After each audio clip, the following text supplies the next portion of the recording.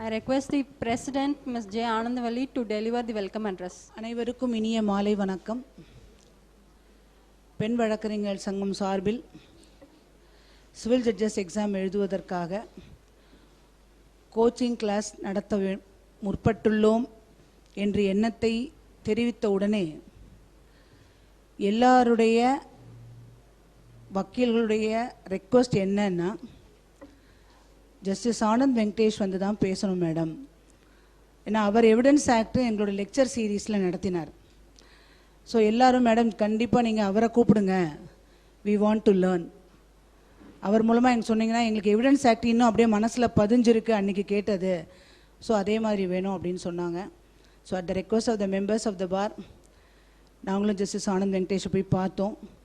இமீடியட்டாக அவரை அதாவது காத்தால் ஒரு 9:30 சப்ஜெக்ட் டு கரெக்ஷன். நாங்கள் எப்போ பார்த்துட்டு இருந்தாலும் ஒன்று படிச்சுட்ருக்காரு, எழுதிட்டுருக்காரு. நாங்கள் எப்போ எந்த டைம் போனாலும், காத்தால் போனாலும் சரி, மத்தியானம் போனாலும் சரி, he is always busy. But learned judge has accepted class அப்படின்னு சொன்னோன்னே டெஃபினட்டாக I will come and do it அப்படின்னு சொன்னார். அவருடைய busy schedule and he won't waste even a 1 minute in a day. So அந்த ஒரு பிஸி ஷெடியூலில் ஜட்ஜை அக்செப்ட் பண்ணி நம்மளுடைய ப்ரோக்ராமுக்கு வந்திருக்காரு. I welcome Honorable Mr. Justice Anand Venkatesh. இந்த ப்ரோக்ராமை பொறுத்த வரைக்கும் most of the attendees here that are all persons who have applied for the civil judge exam, and I congratulate in advance to all my members and all the advocates that they should do well in the civil judge examination, both prelim and main. So far as WA is concerned, we have decided to organize the program in such a way, Monday to Wednesday the classes are, and this being the first class, we felt குட்டுப்பட்டாலும் மோதிர வரலால் குட்டுப்படணும். கார்னலியா Sorabjee lecture சீரீஸ்க்கு judge தான் first வந்து lecture கொடுத்தாரு. So அதே மாதிரி இந்த coaching கிளாஸஸ்க்கும் அவர் வந்து inaugurate பண்ணணும்னு நினச்சோம். அதனால தான் ஜட்ஜு கூப்பிட்ருக்கோம். கண்டிப்பாக இந்த செஷன் வந்து it will be definitely going to be useful. And all the sessions Monday evening 5 to 6 வந்து we are going to have a law of execution by Mr. Meenakshi Sundaram. Tuesday, law of specific relief act by Mr. Lakshmi Shankar. Wednesday, law of contract by Mr. Anand Chandrasekhar. So this is how we have planned every week. Then after Deepavali also, the classes continue.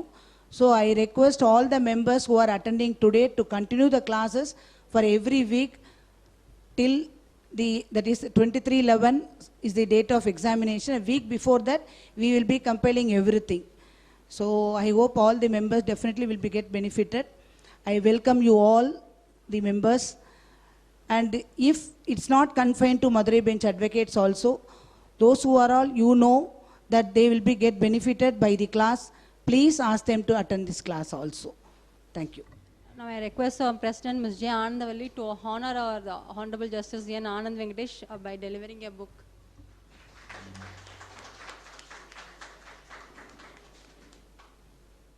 Now may I request the Honorable Justice Anand Venkatesh to deliver the class. உங்கள் எல்லோருக்கும் என்னுடைய மாலை வணக்கங்கள். WLAல என்னை கூப்பிட்டு lecture பண்ண வச்சதுக்கு என்னுடைய தேங்க்ஸ். இதுதான் ஒரே ஆப்பர்ச்சுனிட்டி நான் நின்று பேசுறதுக்கு. ஆர்எல்ஸ் கண்டினியூஸாக நாள் பூரா உட்காந்து எப்படா நிற்கணும்னு ஒரு சான்ஸ் கிடைக்கும்னு பார்த்து அதுக்கே இதை ஒத்துக்கிட்டேன். கொஞ்ச நேரம் நிற்போம் அப்படின்னு சொல்லி.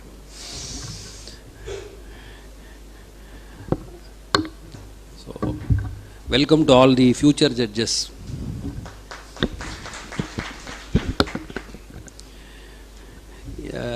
இதை ஒரு கிளாஸ் மாதிரி நீங்கள் மனசில் எடுத்துக்க வேணாம். This is only an exchange of ideas தான்.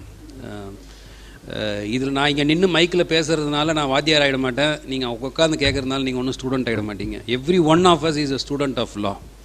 ஸோ ஆளுக்கு பேசினா புரியாது. அதனால் யாராவது ஒருத்தர் பேசணுன்றதுனால என்ன பேச வச்சுருக்காங்க இங்கே, அவ்வளோதான்.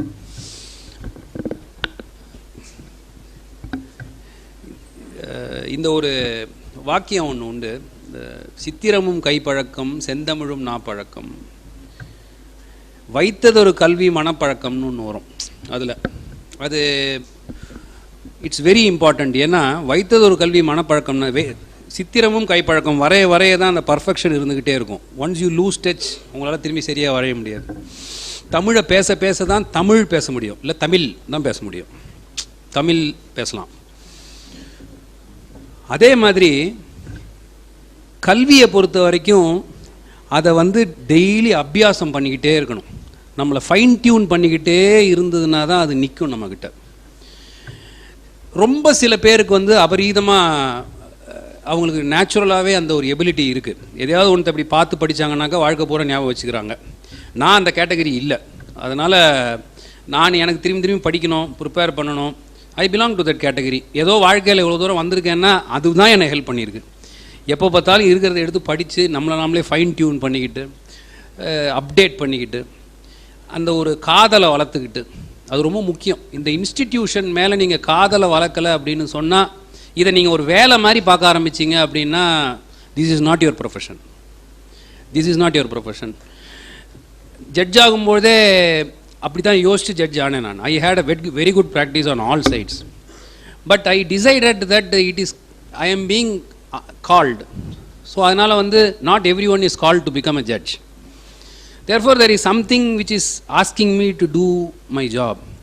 After becoming a judge, நீங்கள் ஜட்ஜுடைய ரூமுக்குள்ளே வந்து ஒரு 2 hours இருந்து பார்த்தா தெரியும் அது என்ன அதுன்னு சொல்லி. வெளியிலேருந்து பார்க்குறதுக்குலாம் நல்லா தான் உசு இந்த கும்பிடுறதுலாம் நல்லா இருக்கும் பார்க்குறதுக்கு. But it's a real tough job if you look at it as a work. வேலையாக பார்த்தா டஃப், வேலையாக பார்த்தா இரிட்டேஷன் வந்துடும். ஏன்னா நம்ம இப்படி நிமிர்ந்து பார்க்கும்போது 20 பண்டில் 30 பண்டில் 40 பண்டில் வந்துக்கிட்டே இருக்கும். அது ப்ளஸ் எந்த ஜட்ஜ் நிறையா வேலை செய்கிறாங்களோ அவங்க கழுத மாதிரி பொதி போட்டுக்கிட்டே இருப்பாங்க. அது எல்லா இடத்துலையும் நடக்கிறது தான். ஜட்ஜாக இருந்தாலும் சரி, ஸ்டூடெண்ட்டாக இருந்தாலும் சரி, யார் நிறைய சுமக்கிறதுக்கு தயாராக இருக்காங்களோ அவன் மேலே மூட்டையை ஏற்றிக்கிட்டே இருப்பாங்க. But then I am happily doing this. அதில் ஒன்றும் I have no regrets at all. So ப்ளீடிங்ஸை எதுக்கு நான் முக்கியமாக எடுத்துக்கிட்டேன் அப்படின்னு சொன்னால், இந்த ப்ளீடிங்ஸ் அப்படின்ற அந்த ஹோல் ஆர்ட் அழிஞ்சிக்கிட்டே வருது. It is dying. ப்ளீடிங்ஸ்ன்ற ஆர்ட் அழியறதுக்கு 2 காரணம் நான் சொல்லுவேன். முதல் காரணம் சீனியர் ஜூனியர் அப்படின்ற அந்த ஒரு ரிலேஷன்ஷிப்பு வைடன் ஆகிட்டே போகுது. சீனியர் ஜூனியர்ன்ற ரிலேஷன்ஷிப் இந்த ப்ரொஃபஷனில் ரொம்ப முக்கியம். ஏன் முக்கியம்னா, எவ்வளவு தான் நம்ம லா காலேஜில் படிச்சிருந்தாலும் கோர்ட்டுக்குள்ளே வந்து நம்மளை நிற்க வைக்கும்பொழுது ஒன்றுமே புரியாது. ப்ரொசீடிங்ஸ் ஒன்றுமே புரியாது. என்ன பேசுகிறாங்க, என்ன ஜட்ஜ் ஏதோ சொல்கிறாரு, இவர் ஏதோ சொல்கிறாரு, பெஞ்ச் கிளர்க் ஏதோ எடுத்து கொடுக்குறாரு. சினிமாவில் இருக்கிற மாதிரி இருக்கும்னு நினச்சோமே, இங்கே வேறு மாதிரி ஏதோ நடந்துகிட்ருக்கு. கன்ஃபியூஷன், ஒன்றுமே புரியாது. So therefore you will be left in C. ஒன்றுமே புரியாமல் நிற்போம். அங்கே நம்மளை கையை பிடிச்சிக்கிட்டு வழிகாட்டிக்கிட்டு போகிறவர் தான் அந்த சீனியர். எந்த புஸ்தகத்தில் படித்தாலும் சீனியர்னுடைய ஹெல்ப் இல்லாமல் நம்மளால் பெரிய லெவலில் மேலே வர முடியாதுன்றது என்னுடைய ரொம்ப பர்சனல் ஒப்பீனியன் இது. ஏன்னா கோர்ட் கிராஃப்ட் எப்படி கோர்ட்டில் ப்ரெசென்ட் பண்ணணும், எப்படி ஜட்ஜுக்கு ஏற்ற மாதிரி ஒரே விஷயத்தை ப்ரெசென்ட் பண்ணணும், எந்தெந்த விஷயத்தை பேசணும், எதெல்லாம் பேசக்கூடாது, எப்போ நிறுத்தணும், எப்போ பேசணும், இது எதுவுமே புஸ்தகத்தில் படித்து தெரிஞ்சுக்க முடியாது. இது நம்ம சீனியர் கூடயே இருந்து அவரை கவனிச்சுக்கிட்டே இருந்தால் தான். சீனியர்னு நான் சொல்லும்பொழுது நம்மளுடைய சீனியர், அதை தவிர senior advocates who are all appearing in court, அவங்க என்ன பண்ணுறாங்க கோர்ட்டில், எப்படி பண்ணுறாங்க அப்படின்றத பார்க்குறோம். ஸோ என்ன ஆகும்னா, இந்த சீனியர் ஜூனியர் ரிலேஷன்ஷிப் இருக்கும்பொழுது ப்ளீடிங்ஸை வந்து ஜென்ரலாக அவங்க டிக்டேட் பண்ணுவாங்க, நம்ம கையில் எழுதுவோம். பழைய அட்வொகேட்ஸ் எல்லாருக்கும் இது தெரியும். அப்படி தான் ப்ராக்டிஸே. கையில் எழுதுவோம். பேப்பராக போயிட்டே இருக்கும். இன்றைக்கி கூட எனக்கு ஸ்டெனோ இல்லாட்டனாக்கா பேப்பரில் எடுத்து ஜட்மெண்ட் எழுதிடுவேன், அப்புறம் டைப் பண்ணி கொடுத்துருவேன். அந்த அளவுக்கு நான் எழுதியிருக்கேன். எழுதுறதே தான். I am sure Anandavalli is also like that. இது என்ன ஆகும்னாக்கா, நீங்கள் வந்து ஒரு விஷயத்தை பேசும்பொழுது எவ்வளவு அட்டென்ஷன் இருக்கோ அதை விட 10 மடங்கு அட்டென்ஷன் நீங்கள் எழுதும்பொழுது இருக்கும். உங்களுடைய best of things, best of output எல்லாம் நீங்கள் பார்த்தீங்கன்னா பேசுகிறத விட எழுதும்பொழுது தான் நிறைய வரும். அந்த போயமாக இருக்கட்டும், இல்லை ஆர்ட்டாக இருக்கட்டும், எதுவுமே எடுத்து ப்ரெசென்ட் பண்ணும்பொழுது தான் you get synced with it. So pleading அப்படி தான் இருந்தது. அதனால் அந்த ப்ளீடிங்கை வந்து எப்படி ஸ்ட்ரக்சர் பண்ணணும், ஒரு ப்ளீடிங்கில் என்ன எழுதணும், என்ன எழுதக்கூடாது, இது எல்லாமே எவ்வளவு தான் ப்ரொவிஷனில் கொடுத்துருந்தாலும்னாலே கூட எழுதினா தான் வரும். மேக்ஸ் நீங்கள் எவ்வளவு தான் இப்படியே தூரத்துலேருந்து எட்டி எட்டி பார்த்தாலும் கணக்கை போட்டால் தான் உங்களால் வந்து போட முடியும். அதனால தான் நான் வந்து கணக்கு பக்கமே போகல. I had an allergy because of this. I thought I know, but அது போடும்போது தப்பு தப்பாகிடும், அது ப்ராப்ளம் ஆகிடும். ஸோ அதனால் அதே மாதிரி தான் இந்த இந்த இந்த ஸ்கில் ஆஃப் டிராஃப்டிங் அப்படின்றது. So first reason is that senior junior அப்படின்ற அந்த ஒரு ரிலேஷன்ஷிப் வந்து unfortunately I see it to be coming down, dying. Please try to revive it. அது there is no escape route for that. உங்களுக்கு எல்லாம் தெரிஞ்ச மாதிரிலாம் இருக்கும்.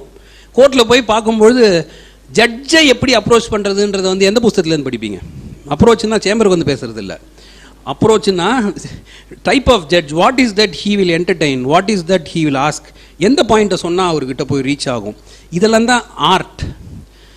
அதே மாதிரி என்ன எழுதணும், ஒரு அஃபிடவிட்டில் என்ன எழுதணும், ஒரு பெட்டிஷனில் என்ன எழுதணும், ஒரு பிளெயிண்டில் என்ன எழுதணும், இதை வந்து ஒரு சீனியர் ஜூனியர் ரிலேஷன்ஷிப் இருந்தால் தான் எடுத்துகிட்டு வர முடியும்.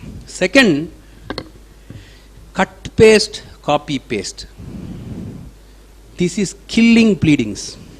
கட் பேஸ்ட் காப்பி பேஸ்ட், இதுலேருந்து இது வரைக்கும் எடுத்து ஒட்டு, அதுலேருந்து எடுத்து ஒட்டு, எடுத்து ஒட்டி ஒட்டி ஒட்டி சம்மந்தம் இல்லாமல் கால் இருக்கிற இடத்துல தலை இருக்கும், தலை இருக்கிற இடத்துல கை இருக்கும்.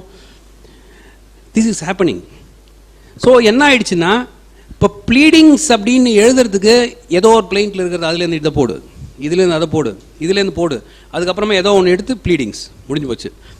And everything is being done on a typewriter, meaning computer or a pad or what ever.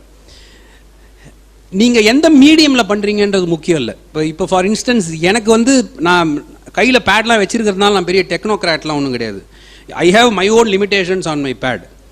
அதை மீறி இந்த நாள் வரைக்கும் என்னால் வந்து ஜேர்னலில் புஸ்தகத்தில் தான் படிக்க முடியும். எதையாவது ஒன்று எழுதணும் அப்படின்னு சொன்னால் என்னால் எழுத தான் முடியும், வழியாக டைப் பண்ண முடியும். எனக்கு டைப்பிங்லாம் தெரியும், நான் லோயர்லாம் பாஸ் பண்ணியிருக்கேன். பட் முடியாது. There is a sort of brain connection which prevents me from doing it. But it all depends on what you are use to. நீங்கள் இதுக்கு பழக்கப்படுத்திக்கிட்டீங்க. ஸோ தேர்ஃபோர் நீங்கள் என்ன மீடியம் யூஸ் பண்ணுறீங்கன்றது முக்கியம் இல்லை. You must apply your mind for every thing. Before the so-and-so court at Madurai, original jurisdiction, OS number so-and-so of 2019. இப்போ யாராவது என்னை blind dictate பண்ண சொன்னால் எனக்கு இப்படி தான் டிக்டேட் பண்ண தெரியும். என்னால் வேறு எப்படியுமே அதை போட்டுக்கோ, பெட்டிஷன் எடுத்து போட்டுக்கோ, ரெஸ்பாண்டன்ட் அது மாதிரி பண்ண முடியாது என்னால். It is impossible. இந்த நாள் வரைக்கும் ஒரே ஒன்று, நம்ம காஸ்டைட்லையும் டிக்டேட் பண்ணால் ஸ்டெனோஸ் என்னை பார்த்து சிரிப்பாங்கன்றதுலாம் நான் பண்ணுறது இல்லை. அதை that is why if you look at me, starting wordலேருந்து எண்டிங் வேர்டு வரைக்கும் என்னுடைய வேர்ட்ஸ் தான் இருக்கும் என் ஆர்டரில். வேறு எதுவுமே ஒட்டுறது பண்ணுறதெல்லாம் ஒன்றுமே இருக்காது. அதுலேருந்து பார்த்து போட்டுக்கோங்க, அந்த பழக்கமே கிடையாது. இது எதுலேருந்து வந்தது அப்படின்னு சொன்னால் இந்த ப்ளீடிங்ஸ் எழுதி வந்த ஒரு பழக்கம் தான். அதனால் இதை நீங்கள் மனசில் வச்சுக்கணும். இந்த ப்ளீடிங்ஸை வந்து நீங்கள் ஸ்பெஷலைஸ் பண்ணணும் ஆர் ஃபைன் டியூன் பண்ணணுன்னா வைத்தது ஒரு கல்வி மனப்பழக்கம், அதை மனசில் வச்சுக்கோங்க எப்போவுமே. அது இல்லை அப்படின்னு சொன்னால் நீங்கள் பார்க்குறதுக்கு ஈஸியாக தான் இருக்கும், பட் ஒரு மணி சூட்டு கூட உங்களால் எழுத முடியாது. டிக்ளரேஷன் சூட்லாம் விட்டுடுங்க, money suit, recovery of money based ஆன ப்ராமிசரி நோட் உங்களால் எழுத முடியாது. எழுதி பழக்குனா தான் வரும். எப்படி அந்த ஃபார்மேட்டிங் இருக்கணும், எப்படி அந்த ஃப்ளோ இருக்கணுன்றது ஒரு ஜட்ஜாக ஆன பிறகு நீங்கள் ஒரு ஆர்டரை டிக்டேட் பண்ணும்பொழுது அந்த ஃபார்மேட் உங்கள் மனசில் பதிஞ்சால் தான் உங்களால் டிக்டேட் பண்ண முடியும். இல்லைன்னா இஷ்டத்துக்கு இங்கேருந்து ஒன்று அங்கேருந்து ஒன்று டிக்டேட் பண்ணி இருக்கிறவங்க எல்லாரையும் கன்ஃபியூஸ் பண்ணிடலாம். அதனால் இப்போலேருந்தே நீங்கள் அந்த பழக்கத்தை ஏற்படுத்தணுன்றதுனால தான் நான் ஃபஸ்ட்டு கிளாஸ் இவங்க கூப்பிட்டபொழுது ப்ளீடிங்ஸ் வச்சுக்கலான்னு சொன்னேன். நான் இன்ஸ்டன்டேனியஸாக சொன்னேன். அதை ஐ செட் ப்ளீடிங்ஸ் வச்சுப்போம் அப்படின்னு சொன்னேன். ஏன்னா ஃபவுண்டேஷனே இல்லாமல் நம்ம எவ்வளோ பெரிய பில்டிங் கட்டினாலும் பில்டிங் கீழே விழுந்துடும், அந்த வடிவேலு ஜோக் மாதிரி. ஸோ அதனால் ப்ளீடிங்ஸில் if you are not strong you can do nothing about. அப்படி ஃப்ளவரியாக பேசலாம், என்ன தான் பேசினாலும் கட்சியில் வந்து நீங்கள் ஃபவுண்டேஷன் எவ்வளோ நிறுத்திருக்கீங்கன்றது முக்கியம். ஒன்று. அடுத்தது, இது ரெண்டுத்தை தவிர இன்னொரு முக்கியமான விஷயம் என்னென்னா, சிவில் லா இல்லை ப்ராக்டிஸ் பண்ணுறவங்களால எந்த பிரான்ச் ஆஃப் லாவையும் அடாப்ட் பண்ணிக்கலாம், எந்த பிரான்ச் ஆஃப் லா வேணால் அடாப்ட் பண்ணலாம். I will take another 1 hour.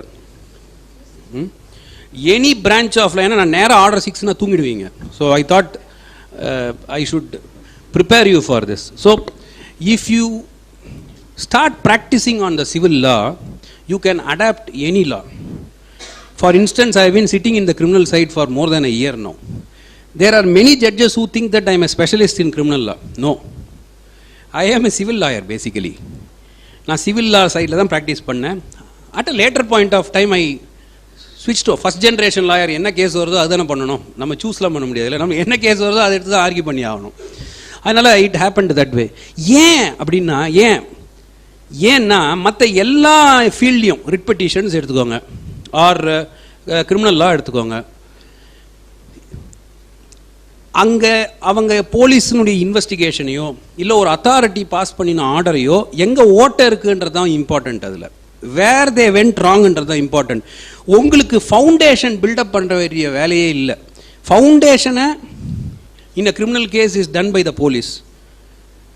In other cases it is done by the concerned authorities. And அந்த ஃபவுண்டேஷனில் என்ன ப்ராப்ளம் இருக்குன்னு டெவலப் தான் நீங்கள் பண்ணுவீங்க. ஆனால் சிவிலை பொறுத்த வரைக்கும் ஒரு ஒன்றுமே தெரியாத ஒரு கிராமத்தால் நம்ம நேரம் வந்து உட்கார்ந்த உடனே அவன்கிட்டேருந்து எல்லா விவரத்தையும் வாங்கி ஒரு பிளெயிண்ட் டிராஃப்ட் பண்ணுறதுனுடைய திருப்தி வேறு எதுக்குமே வராது. ஒரு கிராமத்தாளால் வந்து கோஜென்ட்டாலாம் சொல்ல முடியாது. இப்படி எடுத்து சொல்லுவான், அப்படி எடுத்து கடைசி இதை ஃபஸ்ட்டு சொல்லுவான், நடுவில் சொல்லுவான். இதெல்லாம் எக்ஸ்பீரியன்ஸ் பண்ணிக்கிட்டே இருக்கணும். அப்போ தான். ஸோ ஃபவுண்டேஷன் எங்கே வருது? First you here what the client is telling you. First client உங்கள்கிட்ட சொல்கிறான், ஐயா எனக்கு தான் ப்ராப்ளம் அப்படின்னு சொல்லுவான். ஃபஸ்ட்டு கொஞ்சம் கொஞ்சமாக அவன்கிட்டேருந்து வாங்கணும். இது என்ன, எங்கே போச்சு, இதுக்கான டாக்குமெண்ட் எங்கே வச்சுருக்க, அந்த டாக்குமெண்ட்டினுடைய முக்கியத்துவமே தெரியாமல் 6 மடித்து படுக்கைக்கு கீழே வச்சுருப்பான். அது பார்த்தா original title deed of the year 1920 இருக்கும். அதனால் அதெல்லாம் வாங்கி ஒரு பிளெயிண்ட்டை பூரா எழுதி அதில் காஸ் ஆஃப் ஆக்ஷன், ரிலீஃப், தேவையான ஃபேக்ட்ஸ் எல்லாத்தையும் கொலேட் பண்ணி ஃபைல் பண்ணி அது சூட்டாக வந்து அந்த சூட்டை ஃபர்தராக அவன் டிஃபெண்டன்ட் வந்து பதில் சொல்லி அதை ஒரு இஷ்யூவாக ஃப்ரேம் ஆகி அது ஒரு ட்ரையல் ஆகி ட்ரையலுக்கு அப்புறமா ஜட்ஜ்மெண்ட் ஆகிட்டு வரும்பொழுது நீங்கள் பார்த்தீங்கன்னாக்கா you would have been in every inch of that proceeding. Correct தானே? அந்த ப்ரொசீடிங்ஸ்னுடைய ஒரு இன்ச்சிலையும் இருந்திருப்பீங்க. கிளையண்ட்டுக்கிட்ட பேச ஆரம்பித்ததுலேருந்து ஜட்ஜ்மெண்ட் டெலிவர் பண்ணுற நாள் வரைக்கும் நீங்கள் இருந்திருப்பீங்க. ஆனால் வேறு எந்த ப்ரொசீடிங்கும் அது மாதிரி கிடையாது. வேறு எல்லா ப்ரொசீடிங்லையும் நம்ம நடுவில் தான் வருவோம். நம்ம நடுவில் வந்துட்டு கடைசி வரைக்கும் இருந்துட்டு போயிடுவோம், அவ்வளோதான். ஸோ ஏன் இதை நான் எதுக்கு சொல்ல வந்தேன்னா, சிவில் ப்ளீடிங்ஸ், சிவில் லாவில் நல்ல தரோவாக ப்ராக்டிஸ் பண்ணிங்கன்னா your brain adapts it so well that you can go into anything. Constitution, Parasaran, K Parasaran இருந்தார் senior advocate. K Parasaran sir வந்து ஹிஸ் பேசிக் இது வந்து civil law. He is a civil lawyer basically. அப்புறம் என்னென்னலாம் லெவலுக்கெல்லாம் reach ஆனார் அவர். Solicitor general, attorney general. அவர் ஆர்கியூ பண்ணாத ஏரியாவே கிடையாது. he was not trained from the beginning for that. He was trained only as a civil lawyer, but he reached all branches of law. அதனால தான் சிவில் லா தெரிஞ்சவங்க எல்லாருக்கும் ஒரு தனி மரியாதை ஆக்சுவலாக இருந்தது. ஸோ இந்த பேக்ரவுண்ட் இப்போ மனசில் வச்சுக்கிட்டு இது நீங்கள் எக்ஸாம் எழுதுங்க, எக்ஸாம் கிளியர் பண்ணலாம், எக்ஸாம் கிளியர் பண்ணாலும் போகலாம், அதெல்லாம் முக்கியம் கிடையாது நம்மளுக்கு. இப்போது நம்ம இந்த ப்ரொஃபஷனில் அந்த சைட்லையோ இந்த சைட்லையோ இருக்கணும்னு தீர்மானிச்சிட்டோம். ஒன்றில் ஜட்ஜாக இருக்கணும், இல்லை அட்வொகேட்டாக இருக்கணும். யாருக்கும் பெரிய சுப்பீரியர் ஒன்றும் கிடையாது. எல்லாம் both are 2 sides of the same coin. எது முக்கியம்னா இந்த இன்ஸ்டிடியூஷன் முக்கியம். இன்ஸ்டிடியூஷனுடைய ஒரு பக்கம் அட்வொகேட்ஸு, இன்னொரு பக்கம் ஜட்ஜஸ், அவ்வளோதான். இதில் யாருக்கும் சுப்பீரியர் கிடையவே கிடையாது. அதை நீங்கள் மனசில் வச்சுக்கோங்க. அதனால் இந்த கிளாஸுக்கு அப்புறமாவும் கூட எக்ஸாம் எழுதுறீங்க, you are not able to clear, no problem. உங்களுடைய ப்ராக்டிஸ்க்கு அது உங்களுக்கு யூஸாக இருக்கும். நீங்கள் உங்களை நீங்களே மேம்படுத்திக்கிறதுக்கு உங்களுக்கு ரொம்ப யூஸ்ஃபுல்லாக இருக்கும். அதனால் இதை வந்து வின்வின் சிச்சுவேஷன்வாங்க. இதை லூஸ் பண்ணுறதுக்கு ஒன்றுமே இல்லை. வின்வின் சிச்சுவேஷன்னா whether if you get the post of a judge, you win. If you don't get the post of a judge, you again win. How do you win? By increasing your knowledge and increasing the quality of your output as an advocate. So அதனால் இந்த மாதிரி classes எல்லாமே எது முக்கியம்னா, நம்மளுக்கு தெரியும்னு நினச்சிக்கிட்டே வந்தோம்னா உங்களால் எதுவுமே கேட்கவே முடியாது, உள்ளே போகாது ஒன்றுமே. டம்ளர் ஃபுல்லாக இருந்தால் தண்ணி ரொப்பவே முடியாது. அதில் நீங்கள் வரும்போது எல்லாத்தையும் கழட்டி வச்சுட்டு வந்துடணும். எனக்கு எதுவும் தெரியாது அப்படின்னு வரணும். ஈகோ திமிரு இருந்ததுன்னா தான் எதுவுமே உள்ளே போகாது. எனக்கு தெரியாது, நான் ஃப்ரெஷ்ஷாக கேட்க வரேன் அப்படின்னு வந்தீங்கன்னா ஒரு 4 விஷயம் புதுசாக உள்ளே போயிடும். அது எந்த மாதிரியான கிளாஸாக இருந்தாலும் you will find at least 2-3 new things going. நேற்றுக்கு ஜஸ்டிஸ் ஜிஆர் சுவாமிநாதன் பேசும்பொழுது யூஎஸ் கான்ஸ்டிடியூஷன்லேயே வந்து பெயிலை பொறுத்த வரைக்கும் அப்படி ஒரு ஆர்டிகல் இருக்குன்னு எனக்கு தெரியவே தெரியாது. So I learned one thing new. You have to look at all lectures classes. அந்த ஆங்கிளில் தான் நீங்கள் பார்க்கணும். அதுதான் முக்கியம். நீங்கள் எதை கேட்டாலும் டைம் ஸ்பெண்ட் பண்ணி உங்களை ஃபோக்கஸ் பண்ணி ஒரு 5-6 மணிக்கு மேலே உட்காந்து இதை கேட்குறதுன்னு சொன்னாலே first is your interest. Second is you are doing this only to fine tune yourself, only to develop yourself. இது எல்லாம் கொஞ்சம் கொஞ்சமாக அக்யூமுலேட் ஆகி it will give you a lot of turnover in future, either as a judge or as an advocate. Now we will get into the pleadings na ennandradhu order 6 rule 1 says that pleadings will mean plaint or written statement. இது ரெண்டுக்கு பேர் தான் pleadings in பேர், plaint or written statement. It is clear under order 6 rule 1. ஒரு the object and purpose of pleadings அப்படின்றத நீங்கள் தெரிஞ்சுக்கணும்னா there is only one judgment which I would consider is a classical judgment of Justice Ravindran. அந்த ஒரே ஒரு judgement படிச்சிங்கன்னாக்கா ப்ளீடிங்கினுடைய importance என்னன்றது தெரியும். அது வந்து பச்சாஜ் நாகர் கேஸ்னு 2008 17 SEC page 491, 2008 14 SEC, sorry 2008 17 SEC 491. இதில் ஒரு இன் பிரீஃப் என்ன சொல்லுவார்னா, ப்ளீடிங்ஸ்னுடைய ஒரு purpose is to intimate the other side as to what he has to meet in a case. What is that I love to meet? இந்த கேஸில் நான் என்ன which issue should I meet அப்படின்றத எதிர் சைடுக்கு தெளிவாக தெரிவிக்கணும்.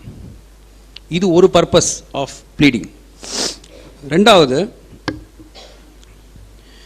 in order to enable the court to determine what issues will have to be framed for the court to decide the case. ப்ளீடிங்ஸில் எப்படி வேணால் நிறையா இருக்கலாம், 20 பேஜ் 25 பேஜ் ப்ளீடிங் இருக்கலாம்.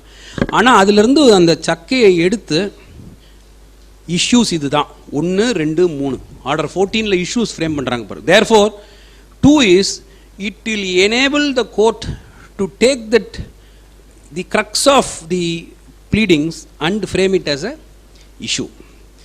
அப்புறம் litigants who are coming into the box in a court trial போது வரவங்க ப்ளீடிங்கை ஒட்டி தான் பேச முடியும். ப்ளீடிங்லேருந்து வெளியில் போய் பேச முடியாது, கதையெல்லாம் பேச முடியாது. அங்கே போயிட்டு ப்ளீடிங்கை ஒட்டி தான் பேச முடியும். ப்ளீடிங்க்கு ஒத்து போகிற மாதிரி தான் எவிடன்ஸ் இருக்கணும். அதனால் ட்ரையல் சமயத்தில் அந்த ப்ளீடிங்ஸை பொறுத்த வரைக்கும் வந்து தெளிவாக இருந்ததுனா தான் எவிடன்ஸும் தெளிவாக இருக்கும், இன் லைன் வித் இட். அப்படி இல்லாட்டினா எவ்வளவு தெளிவான எவிடன்ஸ் இருந்தாலும் if it is not in line with the pleadings there is no use. So இதெல்லாம் தான் fundamentals of the object and purpose of ப்ளீடிங்ஸ்னு அந்த ஜட்ஜ்மெண்ட்டில் பார்ப்பீங்க. It's a wonderful judgment by justice Raveendran. Whenever you get time please go through it. Then அடுத்த important, ப்ளீடிங்கில் என்ன இருக்கணும்? ப்ளீடிங்கில் என்ன இருக்கணும்? ப்ளீடிங்கில் what is required to be pleaded is only a fact and not law. law எழுத வேண்டிய அவசியமே இல்லை plaintலியோ return ஸ்டேட்மெண்ட்லியோ. அதுக்கு ஃபேக்டா ப்ரொபண்டா ஃபேக்டா ப்ரொபன்ஷியான்னு 2 வேர்டு கொடுத்துருப்பாங்க. ஃபேக்டா ப்ரொபண்டா ஃபேக்டா ப்ரொபன்ஷியா. ஃபேக்டா ப்ரொபண்டானா fact required to be proved, material facts that required to be stated in a pleading, the facta probanda. ஃபேக்டா ப்ரொபென்ஷியானா which are to be proved by evidence. So therefore லாவை எழுத வேண்டிய அவசியம் இல்லை, நீங்கள் எவிடன்ஸ் மூலமாக எப்படி அதை ப்ரூவ் பண்ண போகிறீங்கன்றதையும் எழுத வேண்டிய அவசியம் இல்லை. ப்ளீடிங்ஸில் நீங்கள் சொல்ல வேண்டியது ஃபேக்ட் மாத்திரம்தான். லாவை அப்ளை பண்ணி ஜட்ஜ்மெண்ட் எழுத வேண்டிய வேலை கோர்ட்டோட வேலை. அதனால் நீங்கள் ப்ளீடிங் எழுதும்பொழுது அட்வொகேட்ன்ற தொப்பியை கழட்டி வச்சுட்டு கிளையண்ட்ன்ற தொப்பி எடுத்து மாட்டணும். நீங்கள் பாட்டுக்கு உங்கள் வாயில் வரதெல்லாம் ஸ்டைலாக எழுதிட்டீங்கன்னா பாக்ஸில் குறுக்கு விசாரணையில் அதை பார்த்து கேட்டால் அவருக்கு ஒன்றுமே புரியாது, என்ன எழுதியிருக்காருன்னே புரியாது. ஜென்ரலாகவே ப்ளீடிங்ஸை பார்ட்டிக்கு தெரிஞ்ச மொழியில் எழுதுறது நல்லது. அப்படி எழுதலைன்னாலும் என்ன அதில் இருக்குன்றத முன்னாடியே பார்ட்டிக்கு நம்ம சொல்கிறது நல்லது. அப்படி சொல்லணும்னா நீங்கள் பம்பாஸ்டிக்காலாம் எழுதினீங்கன்னா சரியாக வராது. நான் கிருஷ்ணய்யர் மாதிரி எழுதுவேன்னா பிரயோஜனப்படாது. நீங்கள் ப்ளீடிங் மாதிரி தான் எழுதணும், வெறும் ஃபேக்ட் தான் எழுதணும். ப்ளீடிங்கில் சட்டம்லாம் உள்ளே எழுதக்கூடாது. அது மாதிரி எந்த எவிடன்ஸ் வச்சு நீங்கள் ப்ரூவ் பண்ண போகிறீங்கன்றது எழுத வேண்டிய அவசியம் கிடையாது. என்ன முக்கியம்னா ஃபேக்ட், இதெல்லாம் தான் ஃபேக்ட் அப்படின்னு எழுதுறது தான். So that is the purpose under that is order 6 rule 2(1) of சிபிசியில். That's what it is saying. Then இதுக்கு ஒரு ஜட்ஜ்மெண்ட் ஒன்று இருக்குது சுப்ரீம் கோர்ட்டுக்கு, வீரேந்திரநாத் கௌதம் கேஸுன்னு, 2007 3 SEC பேஜ் 617.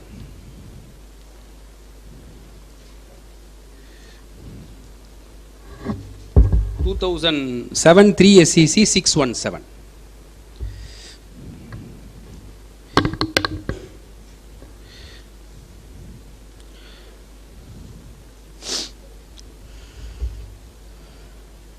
நீங்கள் சிபிசி எடுத்துகிட்டு வந்திருக்கீங்களா? It will be more easier. கோர்ட்டில் தான் எடுத்துன்னு வரல, இங்கெல்லாம் எடுத்துகிட்டு வரீங்களா? எஸ்.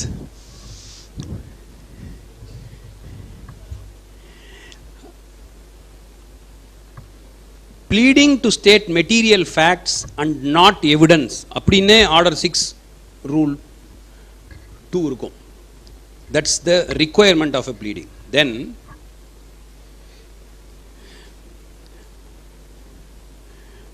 ஒரு ரீடிங் ஆஃப் வேரியஸ் ஜட்ஜ்மெண்ட்ஸ். நான் என்ன பண்ணேன்னா, நிறைய ஜட்ஜ்மெண்ட் உங்களுக்கு கொடுத்தா கன்ஃபியூஸ் ஆகிடும்ன்றதுனால நான் எல்லா ஜட்ஜ்மெண்ட்லேயும் இருக்கிற க்ரக்ஸை எடுத்திருக்கேன்.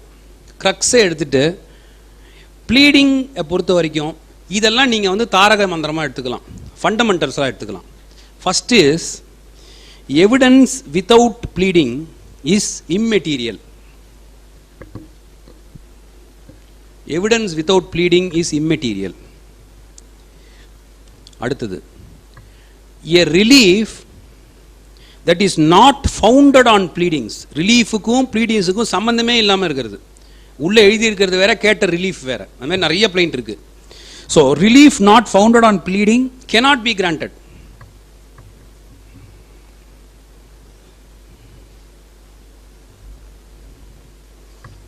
Next, evidence which is not in line. இது மூணாவது. முதல்து எவிடன்ஸ் வித்தவுட் ப்ளீடிங் சொன்னேன். இது அதனுடைய development. Evidence which is not in line with the pleading cannot be looked into or relied upon. இது ரொம்ப முக்கியம். அது ஒரு கேஸில் என்ன ஆகுது, இதை எக்ஸ்பிளைன் பண்ணால் உங்களுக்கு புரியும். ஒரு கேஸில் என்ன ஆகுது, title suit, declaration of title சூட்டில் பிளைண்ட் எழுதுகிறாங்க. பிளைண்ட் எழுதும்பொழுது டிரைவ் பண்ணும்போது, டைட்டில் டிரைவ் பண்ணும்போது ரெண்டு முக்கியமான டாக்குமெண்ட் எதிலிருந்து டைட்டில் டிரைவ் ஆகுதோ அதை மென்ஷன் பண்ணல. எதில்? ப்ளீடிங்கில் மென்ஷன் பண்ணல. எவிடன்ஸில் அந்த ரெண்டு டாக்குமெண்ட்டை மார்க் பண்ணுறாங்க. இதான் நான் சொன்ன மூணாவது விஷயம், which is evidence not in line with the pleading. Pleading la it is not deriving the title from these two documents. Supreme Court in 2017 2 CTC page 678 rejected those two documents. எவ்வளவு dangerous ன்னு பார்த்துக்கோங்க. That's why pleadings are very important ன்னு சொல்றது. It rejected. இது யாரோட தப்பு? கிளையண்ட்டினுடைய தப்பே இல்லை. கிளையண்ட்டுக்கு இதெல்லாம் ஒன்றுமே தெரியாது. அவர் கொடுத்துருப்பாரு, நம்ம அதை அப்படியே எடுத்து கீழே வச்சுட்டு அதை ரெஃபரே பண்ணாமல் எழுதி எவிடன்ஸ் டைமில் வரும்பொழுது நம்மளுடைய இதை கவர் பண்ண கிளைண்ட்டை பிடிச்சி காட்டுன்னு காட்டிட்டு அப்படியே அவர் எடுத்து போட்டு அப்படி பண்ண உடனே இது வந்த உடனே நான் என்ன பண்ணுறது அப்படின்னு சொல்லி அவரை துரத்தி விட்டுறலாம்.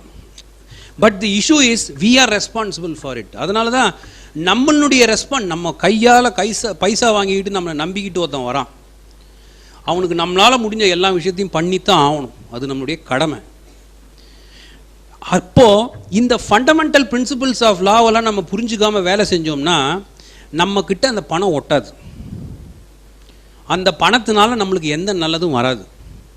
நான் கொஞ்சம் சொல்கிறது ரொம்ப ஹார்ஷாக இருக்கும், பட் அதுதான் ட்ரூத். அதுதான் ட்ரூத். ஏன்னா somebody is handing over their life to you. அவனுக்கு இந்த ப்ராப்பர்ட்டி, அவனுடைய liberty, lots of things he is believing you and coming. நம்மளே சரியாக எக்யூப் பண்ணிக்கல அப்படின்னு சொன்னாக்கா, பில்டிங் வந்து சரியாக கட்டல, கீழே விழுந்துச்சுன்னு இன்ஜினியருடைய சொக்காவை பிடிக்கிறோம்ல, ஈஸி நம்மளுக்கு சொக்காவை பிடிக்கிறது. அவன் சொக்காவை பிடிச்சா திருப்பி ஏன் உங்கள்கிட்ட 2 டாக்குமெண்ட்டை கொடுத்தான் எழுதும்பொழுது நீ அதை கோட்டை விட்ட, இப்போ எவிடன்ஸில் கொடுத்தானாக்கா it is not in line with the ப்ளீடிங்னு வருது, ரிஜெக்ட் பண்ணிட்டான், கேஸே போச்சு, சுப்ரீம் கோர்ட் வரைக்கும் போச்சுன்னா போச்சு. he loses title to the property, முடிஞ்சது. So therefore the third principle is evidence not in line with the pleading cannot be looked into or relied upon. In the judgment பாருங்க 2017 2 CTC 678. அடுத்தது, a case not specifically pleaded, a case not specifically pleaded can be considered by the court where the pleadings in substance, the pleadings in substance contains necessary averments. இது எப்படி புரிஞ்சுக்கிறது? Suit for specific performance இருக்கு. ஒரு example சொல்கிறேன். Suit for specific performance இருக்கு. Suit for specific பர்ஃபார்மன்ஸில் what is the fundamental of a suit for specific performance? If the plaintiff has to win a suit for specific performance, what is the first thing he has to establish? Readiness and willingness. Correct? Readiness and willingness. Section 16 of the Specific Relief Act says that. And the word இல்லைன்னு வைங்க. ஜென்ரலாக பிளெயிண்ட்டில் அந்த word இருக்கணும். தி plaintiff was always ready and willing to perform his part of the contract அப்படின்னு இருக்கணும். இப்போ நம்ம எழுதலை அதை.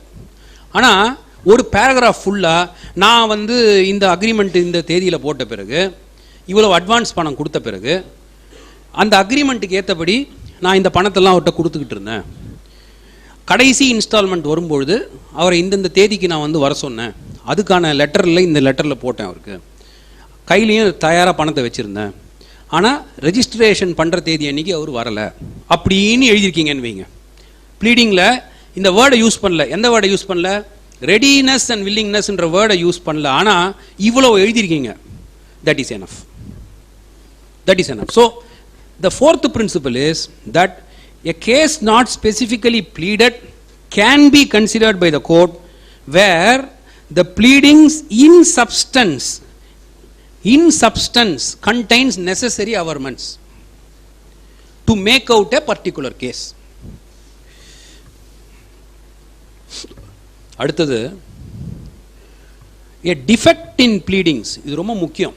இது சில பேர் குழந்தைத்தனமாக பண்ணுறாங்க. அது டிஃபெக்ட் இன் ப்ளீடிங்ஸ்னால் கடகடான பேப்பர் வாங்கி கையிலெல்லாம் எழுதுறாங்க. You cannot do all that.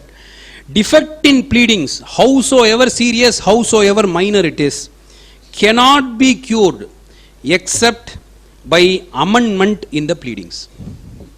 ப்ளீடிங்ஸை amend பண்ணாமல் நீங்கள் எந்த டிஃபெக்டையும் க்யூர் பண்ண முடியாது.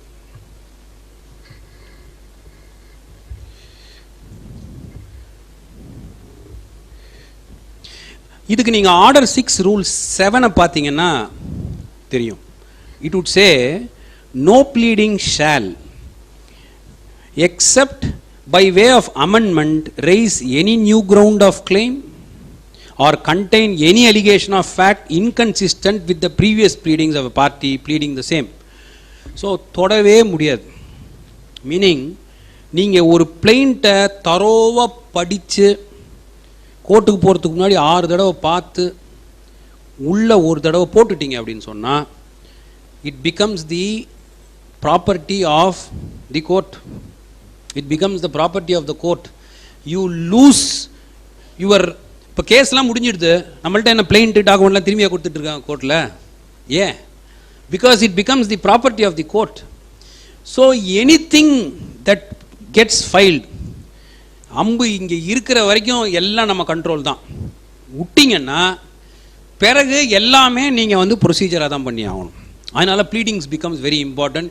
You can do no amendment, nothing, unless otherwise you formally amend it as per the provisions. So இந்த 5 விஷயத்தை மனசில் வச்சுக்கோங்க. These are the 5 very important things which you have to bear in mind in so far as pleadings are concerned. நான் சொல்கிறது ப்ளீடிங்னு சொல்கிறது plain written statement ரெண்டுமே சொல்லிட்டு இருக்கேன். நான் இன்னும் டிஃபரன்ஷியேட் பண்ணவே இல்லை. பிளெயின்ட்ன்ற வேர்டே யூஸ் பண்ணல, ரிட்டன் ஸ்டேட்மெண்ட்ன்ற வேர்டே யூஸ் பண்ணல. இன்னும் நான் ப்ளீடிங்னே தான் சொல்லிட்டு இருக்கேன் இது வரைக்கும். தென் பிளெயிண்ட்டுக்கு வருவோம். இப்போ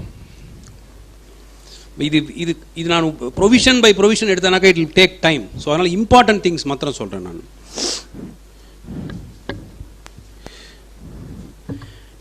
பிளெயிண்ட்டை பொறுத்த வரைக்கும் alternative inconsistent pleadings are not totally prohibited. We all think that it is totally prohibited. No. Alternative inconsistent pleadings are not prohibited. இங்கே ஒரு caveat இருக்கு.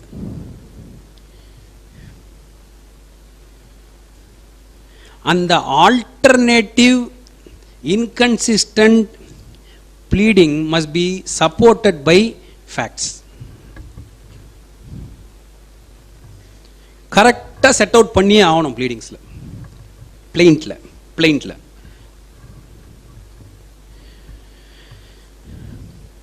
எக்ஸாம்பிள் சொல்கிறேன். சூட் ஃபார் எஜெக்ட்மெண்ட்னு வச்சுப்போம். சூட் ஃபார் எஜெக்ட்மெண்ட் ஒரு ப்ளீ வந்து on the ground that it is an ancestral property, எங்களுக்கு வழி வழியாக வருது ஆன்செஸ்ட்ரல் ப்ராப்பர்ட்டி. இன்னொன்று வந்து I got it by right of prescription. It's an right of prescription is an easementary right. ரெண்டும் inconsistent. They are not consistent. This is allowed. What is important is that for the purpose of claiming that நீங்கள் ancestral ரைட்டுக்கான ஃபேக்ட்ஸையும் எழுதியிருக்கணும், அதே மாதிரி ப்ரிஸ்கிரிப்ஷனுக்கான ஃபேக்ட்ஸையும் எழுதியிருக்கணும். அதை பண்ணாமல் நீங்கள் இது பண்ண முடியாது. இன்கன்சிஸ்டன்ட் கிளைம்ஸ் இது ரொம்ப முக்கியம். இந்த ரூல் ரிட்டன் ஸ்டேட்மெண்ட்டுக்கு வராது. அதுக்காக தான் நான் இவ்வளோ அதை அழுத்தி சொல்கிறேன். அதை இப்போது you claim a right over a property. You claim a right as a legatee under a will.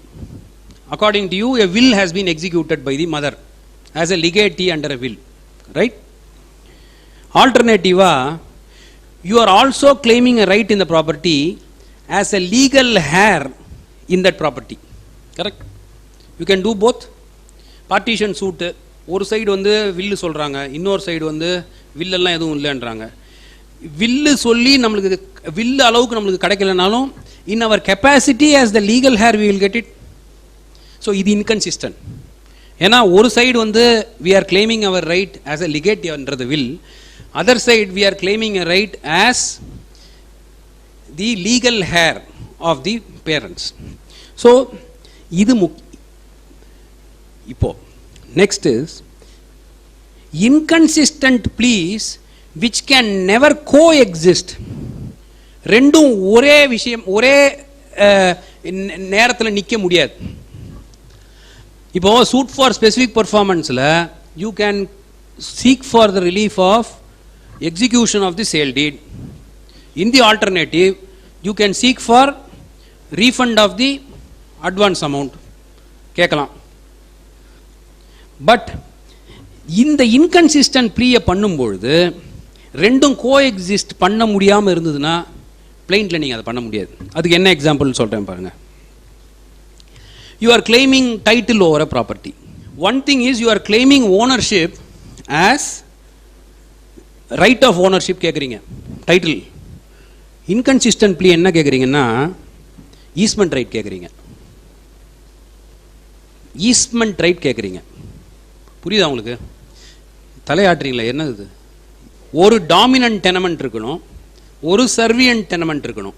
அப்படின்னா you have to first accept the fact that the other person is the owner of the property. Correct? அவர் owner, but I have been using it for a considerably long time, therefore I have a right over the ப்ராப்பர்ட்டின்னு கேட்குறீங்க. இந்த இடத்துல inconsistent plea you are taking is, on the one hand you are claiming ownership, on the other hand you are claiming ownership by way of easementary right. Both cannot coexist. Both cannot coexist. இந்த differentiation வெச்சுக்கணும். So what can coexist, what cannot coexist, அது தெரியணும். அது தெரிஞ்சதுனால தான் நம்ம இதை இன்னொரு எக்ஸாம்பிள் சொல்கிறேன். The other example is ownership adverse possession. Ownership adverse possession. Adverse possession claim பண்ணனும்னா the first thing you have to first accept is other person is the owner of the property. Correct? Or else நீங்க adverse possession claim பண்ண முடியாது. Then the animus, அதெல்லாம் அதுக்கு அப்புறம் தான் வரும். முதல் கிரைட்டீரியா அவர் ஓனர்னு சொன்னோம். அவர் ஓனர்னு அக்செப்ட் பண்ணின பிறகு நீங்க எங்கே அந்த ஓனர்ஷிப் அதில் கொண்டாட முடியும் அந்த ப்ராப்பர்ட்டியில். Therefore இது ஒரு inconsistent plea which can never coexist. இதை மனசில் வச்சுக்கோங்க. இப்போ அதே மாதிரி you are claiming your right to be in possession of the property as a tenant, which requires that there must be some sort of an agreement between you and the landlord. நிலக்கிழாருக்கும் இவருக்கும் ஒரு agreement இருந்து ஆகணும், ஒப்பந்தம், ஓரலோ ரிட்டனோ ஏதோ ஒன்று இருந்து ஆகணும். Where you are actually recognizing the right as a owner, then you are also saying I am a trespasser. I am a trespasser, I have been in this property for a long time. Cannot coexist. So இதை மனசில் வச்சுக்கோங்க. These are all things which you have to have in mind. இப்போ அப்படியே return ஸ்டேட்மெண்ட்டுக்கு போங்க. எங்கே difference வருதுன்னு சொல்கிறேன். இப்போ ரிட்டர்ன் ஸ்டேட்மெண்ட்டுக்கு அப்படியே போங்க. இதை சொல்லும்போதே நான் ரிட்டர்ன் ஸ்டேட்மெண்ட்டை சொன்னால் உங்களுக்கு அது எஃபெக்டிவாக புரியும் அது என்ன சொல்கிறேன். ரிட்டர்ன் ஸ்டேட்மெண்ட்டுக்கு போனீங்கன்னா ரிட்டர்ன் ஸ்டேட்மெண்ட்டில் நீங்கள் என்ன வேணால் பண்ணலாம். ரிட்டர்ன் ஸ்டேட்மெண்ட்டில் you can add a new ground of defence, புது கிரவுண்ட் ஆஃப் டிஃபென்ஸ் ரைஸ் பண்ணலாம். You can substitute a defence, you can alter a defence, you can take inconsistent pleas. Inconsistent please you can take in a written statement.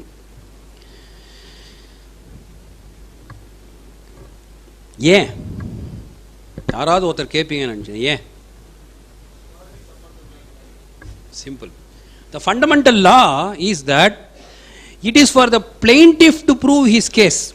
The plaintiff can never prove his case by taking advantage of the weakness of the case of the defendant. This is an established principle of law. Therefore he can do anything, but what cannot be done by a defendant nu onne onnu irukku. If the defendant had accepted a particular fact, he had accepted a particular fact, admitted something, he cannot thereafter wriggle out of it. adile velila vara mudiyadhu.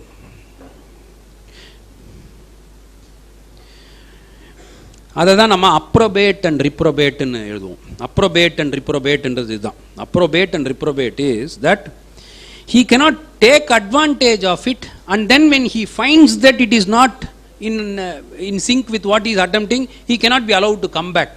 To that extent it will affect the right of the plaintiff. This cannot be done.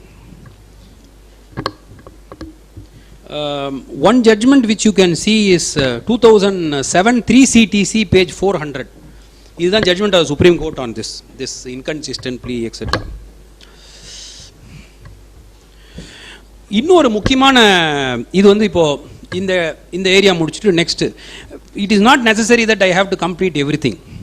முக்கியமாக 10 விஷயம் நம்ம கற்றுக்கிட்டோமா போனோமா அதுதான் முக்கியம். Class எடுத்து முடிக்கிற வாத்தியாரில் நான். அதனால் எவ்வளோ முக்கியமான நம்மளுக்கு இதெல்லாம் தெரிஞ்சுக்க முடியுமோ தெரிஞ்சுப்போம். உங்களோட சேர்ந்து நானும் தெரிஞ்சுக்கிறேன், அவ்வளோதான். So the next thing is, இது ரொம்ப முக்கியமான provision, order 6 rule 4. Order 6 rule 4 ஏன் முக்கியம் அப்படின்னு சொன்னால், இந்த ஃப்ராட், அன்டியூ இன்ஃப்ளூயன்ஸ், கோயர்ஷன், இந்த மாதிரி கிரவுண்ட்லாம் நம்ம எடுக்கிறோன்னு வைங்க. நம்ம என்ன பண்ணிடுறோம், போகிற போக்கில் எடுத்துகிட்டு போயிடுறோம். அதெல்லாம் உண்மையிலேயே அவன் என்னென்னமோ சொல்லியிருப்பான். அந்த அந்த நம்மள்கிட்ட வந்த கிளைண்ட் சொல்லியிருப்பான், ஐயா நீ இப்படி ஆச்சு, என்னை போய் வலுக்கட்டாயமாக 4 பேர் குண்டு கட்டாக தூக்கிட்டு போனாங்க, எங்களை பயமுறுத்துனாங்க, எங்களை கையெழுத்து போட வச்சாங்க, நாங்கள் எவ்வளவோ சப் ரெஜிஸ்ட்ரார்கிட்ட சொல்லியும் அவர் கேட்கவே இல்லை, பணத்தால் அடிச்சிட்டாங்க, இந்த டாக்குமெண்ட்டை நானாகவே கொடுக்கல, என்னை பயமுறுத்தி என் குடும்பத்தை வந்து எதா பண்ணிவிடுவேன்னு சொல்லி வாங்கிட்டு போனாங்கன்னு எல்லாம் சொல்லியிருப்பான். நம்ம இது எல்லாத்தையும் விட்டு, தி document in question is not binding the defendant since it was taken away from him by coercion அப்படி எழுதிட்டோன்னு வைங்க, போச்சு. இதில் என்ன சொல்கிறான் பாருங்க, ஆர்டர் 6 ரூல் 4 ரொம்ப முக்கியம். This is very important because ரெகுலராக தப்பு பண்ணுற ஏரியா இந்த ஏரியா. இந்த ஆர்டர் 6 ரூல் 4 சுப்ரீம் கோர்ட் வரைக்கும் போய் நிஜமாவே ஃப்ராட் இருந்த எவ்வளவோ கேஸு பர்டிகுலர்ஸ் கொடுக்காததுனால டிஸ்மிஸ் ஆன கேஸ் எவ்வளவோ இருக்கு, எவ்வளவோ. Order 6 Rule 4 says, in all cases in which the party pleading relies upon any misrepresentation, fraud, breach of trust, willful default, or undue influence, and in all cases in which particulars may be necessary beyond such as are exemplified in the forms, particulars with dates and items if necessary may be stated, shall be stated in the pleading, shall be. So ஒரு Prado, undue இன்ஃப்ளூயன்ஸோ, கோயர்ஷனோ நீங்கள் என்ன சொல்கிறதா இருந்தாலும் முழு details கொடுக்கணும், முழு details கொடுக்கணும். எந்த ப்ளீடிங், அந்த ரிட்டன் ஸ்டேட்மெண்ட்டாக இருந்தாலும் சரி, பிளைண்ட்டாக இருந்தாலும் சரி. நான் இந்த இடத்துல ப்ளீடிங்கிற வேர்டை யூஸ் பண்ணின்னு இருக்கேன். நான் பேசும்போது நீங்கள் ஜாகிரதையாக கவனிச்சுட்டே வரணும். நான் எல்லா இடத்துலையும் அதை யூஸ் பண்ணணும். ப்ளீடிங்னு யூஸ் பண்ணும்போது நான் ரெண்டும் யூஸ் பண்ணுறேன். பிளைண்ட்டுன்னு யூஸ் பண்ணும்போது எக்ஸ்க்ளூசிவாக பிளைண்ட்டுன்னு யூஸ் பண்ணுவேன், ரிட்டன் ஸ்டேட்மெண்ட் யூஸ் பண்ணும்போது எக்ஸ்க்ளூசிவாக அதுக்கு யூஸ் பண்ணுவேன். இது ரெண்டுத்துக்குமே அப்ளை ஆகும். Suit for specific performance. According to the plaintiff, he is basing his entire right on a sale agreement that has been entered into between the parties. Defendant comes and tells you that the signature found in this is not my signature. அது ஒரு regular signature found is my signature only, but these are the circumstances under which it was taken away. என்ன பயமுறுத்துறாங்க, அவங்களுடைய dominant பொசிஷனை வச்சுக்கிட்டு அந்த undue இன்ஃப்ளூயன்ஸில் என்னை கையெழுத்து போட வச்சாங்க. எங்கள் அப்பா கூட்டின்னு வர வச்சு அவரை பேச வச்சு என்னை போட வச்சு undue influence. Where the other person can influence your decision. அதான் undue influence. A decision which you normally will not take, but you take that decision because somebody has unduly influenced you. அதான் undue influence பண்ணியிருக்கு. அவர் வந்து பேச வச்சுட்டு எங்களுடைய டீச்சரை கூட்டின்னு வந்துட்டாங்க. எனக்கு சின்ன வயசில் எனக்கு பாடம் நடத்தின டீச்சரை கூட்டின்னு வந்துட்டாங்க. எனக்கு வேறு வழியே தெரியல, நான் போட்டுட்டேன். ஆர் என்கிட்ட வந்து இந்த டாக்குமெண்ட் வந்து வெறும் கடன் பத்திரம்னு சொன்னாங்க, எனக்கு தெரியவே தெரியாது வந்து அது சேல் அக்ரிமெண்ட்னு, நான் கடன் பத்திரம்னு நினச்சிட்டு கையெழுத்து போட்டுட்டேன். இப்படிலாம் வந்து சொல்கிறான்னா, you have to give the complete particulars. என்னைக்கு வந்தாங்க, ஸோ நீங்கள் அவனை பிடுங்கி கேட்கணும் கேள்வி, என்னைக்கு வந்தாங்க, எப்போ வந்தாங்க. அதனால தான் முன்னாடிலாம் ஒரு பிளெயின் டிராஃப்டிங், ஒரு ரிட்டன் ஸ்டேட்மெண்ட்டாக ஒரு கிளையண்ட்டோட சிட்டிங்கே 5-6 சிட்டிங் போகும். ஒரு பிளெயிண்ட்டை நாம் பார்த்தே சில பேர் 25 தடவை 30 தடவை ரீடிராஃப்ட் பண்ணிக்கிட்டே இருப்பாங்க. ரீடிராஃப்ட் பண்ணி கடைசியில் அந்த பிளெயிண்ட் மொத்தம் 4 பேஜ் தான் இருக்கும். ஒரு பிளெயிண்ட் 50 பேஜ் இருந்ததுன்னா குப்பைன்னு அர்த்தம். அது பிளெயிண்ட் எவ்வளோக்கு எவ்வளோ சுருக்கமாக இருக்கோ, முன்னாடிலாம் அந்த ஆர்ட் நிஜமாவே தெரிஞ்சவங்க நறுக்குன்னு அப்படி எழுதுவாங்க. ஜட்ஜ்மெண்ட் எழுதும்போது 5 பேஜ் எழுதணும், 58 பேஜ் வந்து செக்ஷன் 5 கண்டனேஷனுக்கு எழுதக்கூடாது. அதே மாதிரி தான் நான் இந்த சைடும் சொல்லிக்கணும்ல. ஸோ அந்த பிளெயிண்ட்டை எழுதும்பொழுது அப்படி பண்ணுவாங்க. சிட்டிங்கே நடந்துக்கிட்டே இருக்கும். அதாவது அந்த ஆளை போட்டு வாட்டி எடுத்துருவாங்க. நம்மளுக்கு தோணுடா பாவம் ஒருத்தன், அதுவும் அவன் ஏதோ முடிச்சு போட்டு ஏதோ ஒரு ஃபீஸ் எடுத்துன்னு வந்து கொடுப்பான், ஒன்றும் பெருசாலாம் ஒன்றும் கொடுத்துட மாட்டான். பட் அந்த எஃபர்ட் கடைசி வரைக்கும் அந்த பிளெயிண்ட் நிற்கும். இன்னைக்கு செகண்ட் அப்பீல் ஸ்டேஜிலலாம் பெரிய ஆர்கியூவே பண்ணுவான். பிளெயிண்ட்டை 4 தடவை இப்படி போராட்டினா பாயிண்ட் கிடச்சிரும். ஏன்னா we have lost that art of drafting a plaint. போச்சு. ஸோ இந்த மாதிரி fraud, undue influence, misrepresentation etc வரும்போது you have to give all particulars. Why? Next question is why? Why na? Because you are making an allegation against the other side, saying that he committed a fraud, he committed misrepresentation. So the other side must know, when did I commit? என்னைக்கு நான் fraud பண்ணேன், என்னைக்கு நான் undue influence உனக்கு மேலே use பண்ணினேன், என்னைக்கு வந்து நான் வந்து உன்னை பயமுறுத்தினேன்றது அவனுக்கு தெரியணும். ஸோ நீங்கள் எல்லா பர்டிகுலர்ஸும் கொடுத்து ஆகணும். அப்போ தான் நீங்கள் ரைஸ் பண்ணின அந்த ப்ளீக்கு ஒரு அர்த்தம் இருக்கும். அப்படி இல்லட்டனா, ஆர்டர் 6 ரூல் 4 ரிக்வயர்மெண்ட் இல்லட்டனா, court will not even frame a issue on that. Please bear that in mind. Then அடுத்தது நீங்கள் முக்கியமாக பார்க்க வேண்டியது வந்து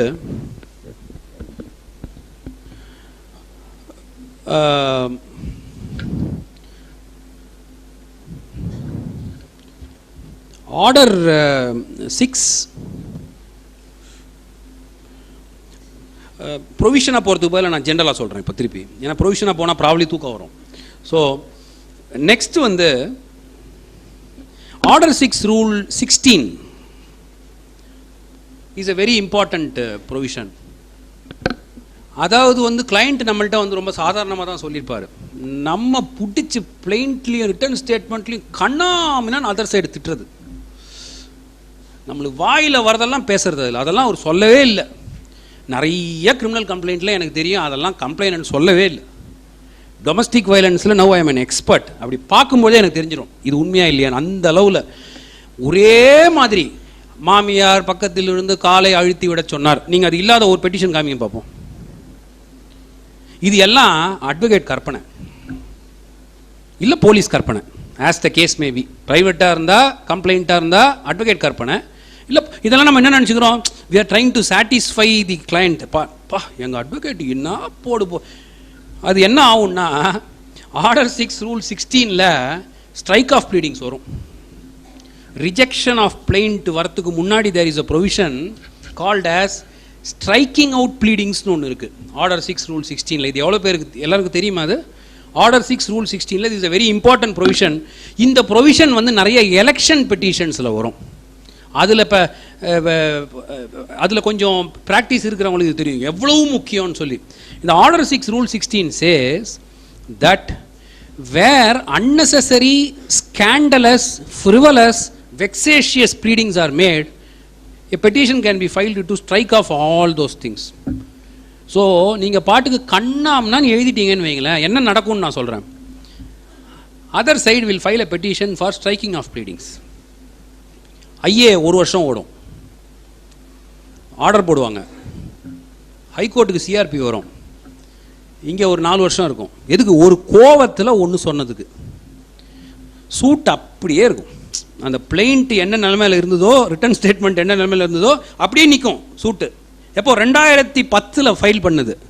2019 ஹைகோர்ட்டில் என்ன மாதிரி ஒரு பெரிய நீதி அரசர் இது வெக்ஸேஷியஸா இல்லை இது வந்து ஸ்கேண்டலஸா அப்படின்னு உட்காந்து நாங்கள்லாம் அப்படியே லா பேசுவோம். ஏன்பா எழுதும்பொழுதே என்ன கோவம் உனக்கு, அவன் இதெல்லாம் சொன்னான் அவங்ககிட்ட, நீ பாட்டுக்கு கண்டா அப்படின்னு எழுதுறது. இது this I am finding this, you don't try to impress your client and all that. நம்ம என்ன குஸ்தி சண்டைக்கா போகிறோம்? சில பேர் இந்த ஆர்கியூ பண்ணும்போது இப்படி பார்ப்போம்.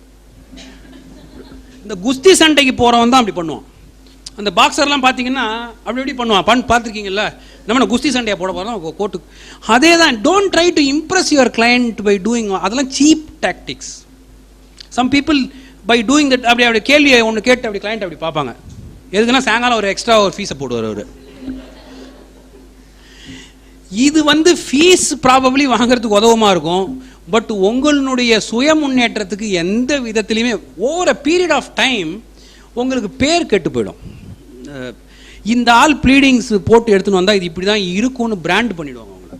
அதுக்கப்புறம் என்ன ஆகும், நீங்கள் ஒரு நல்ல கேஸ் எடுத்துன்னு போய் நிஜமாவே பண்ணும்போதும் ஆஃப்டர் ஆல் ஹியூமன் பீயிங்ஸ் தானே, அந்த ஒரு கண்டிஷனிங் வந்துடும். வந்துட்டான் சரி இந்த இப்படி தான் இருக்கும் அப்படின்ற கண்டிஷனிங்கை ஒரு ஜட்ஜினுடைய தலையில் நீங்கள் புகுத்துட்டீங்கன்னு வைங்களேன், அதுலேருந்து வெளியில் வர்றது ரொம்ப கஷ்டம், ரொம்ப கஷ்டம். நான் அந்த மாதிரி நடந்த அட்வொகேட்ஸ் நிறைய பேரை பார்த்துருக்கேன். யாரையோ போய் இம்ப்ரெஸ் பண்ண போய் இவங்களுக்கு வந்து அது ஃப்யூச்சரில் பெரிய ஸோ அது வந்து கேஸுக்கு ஒண்டி பாதிப்பு இல்லை, உங்களுடைய ரெப்புடேஷனுக்கே அது ஒரு பாதிப்பு. நம்ம பிரதர் எல்லாரும் ஒருத்தர் சிரித்து பேசின்னு இருக்கோம், கேஸுன்னு வரும்போது நான் என் சைடில் இருக்கிற கிளைண்ட்டுக்கு பேசுகிறேன், நீங்கள் அங்கே அவ்வளோதானே. அதுக்கப்புறம் வெளியில் வரும்போது நம்ம தோல் மேலே கை போட்டுன்னு தானே வரோம். யாரை இம்ப்ரெஸ் பண்ண ட்ரை பண்ணுறோம்? அந்த கிளைண்ட்டோட வந்து நம்மளுக்கு ப்ராக்டிஸ் நின்றுடுமா? இன்னொரு ஆங்கிளில் யோசிச்சு பாருங்க, அந்த கிளைண்ட்டோட நம்மளுக்கு ஒன்றும் ப்ராக்டிஸ் நிற்க போகிறது இல்லை. கரெக்ட்? அதனால தான் don't identify yourself with the கிளைண்ட்னு சொல்லிக்கிட்டே இருக்கிறதுக்கு காரணம், you are not going to stop your profession with that client. You are going to go on and on, which means you do whatever is best for the client and then move on. அவ்வளோதான். So இந்த order 6 rule 16 is very important, ரொம்ப முக்கியமாக நீங்கள் தெரிஞ்சுக்க வேண்டியது. Then the other important thing is, நான் உங்கள்கிட்ட சொன்ன மாதிரி இந்த ரஸ்டிக் பீப்புள், கிராமத்துலேருந்து வரவங்க, சுப்ரீம் கோர்ட் ஒரு சின்ன எக்ஸப்ஷன் கொடுத்தாங்க அவங்களுக்கு ஒண்டி. அது வந்து மார்க்கண்டேய கட்ஜு ஜே அங்கே இருந்தபோது நிஜமாவே அதுக்கெல்லாம் வந்து ஒரு அந்த ஹியூமானிட்டேரியன் கன்சிடரேஷன் அவங்களோட மூவ் பண்ணியிருந்தா தான் நம்மளுக்கு தெரியும். ஏர் கண்டிஷன் ரூம்லேயே உட்காந்துருந்தா ஒன்றுமே தெரியாது நம்மளுக்கு, அவங்கள பார்த்துருந்தா தான் இதெல்லாம் தெரியும். அவர் என்ன சொன்னார், 2 ஜட்ஜ்மெண்ட்ஸ் பாருங்கள், ரொம்ப நல்லாயிருக்கும். அது 2007 3 MLJ 803, 2007 3 MLJ பேஜ் 803, அண்ட் இன்னொரு ஜட்ஜ்மெண்ட் வந்து 2007 6 MLJ பேஜ் 1740. அவங்க என்ன சொன்னாங்க, when a pleading comes from a village you have to be more liberal, you have to be more liberal.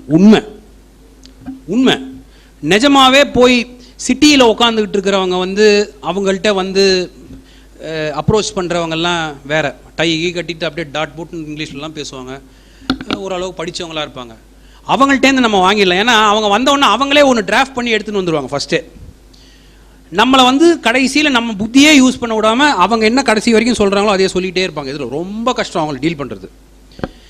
இது ஒரு இவங்க. இன்னொரு சைடு பார்த்தீங்கன்னா கிராமத்து சைடில் வந்து விஷயத்தை வாங்கிறதே கஷ்டம்.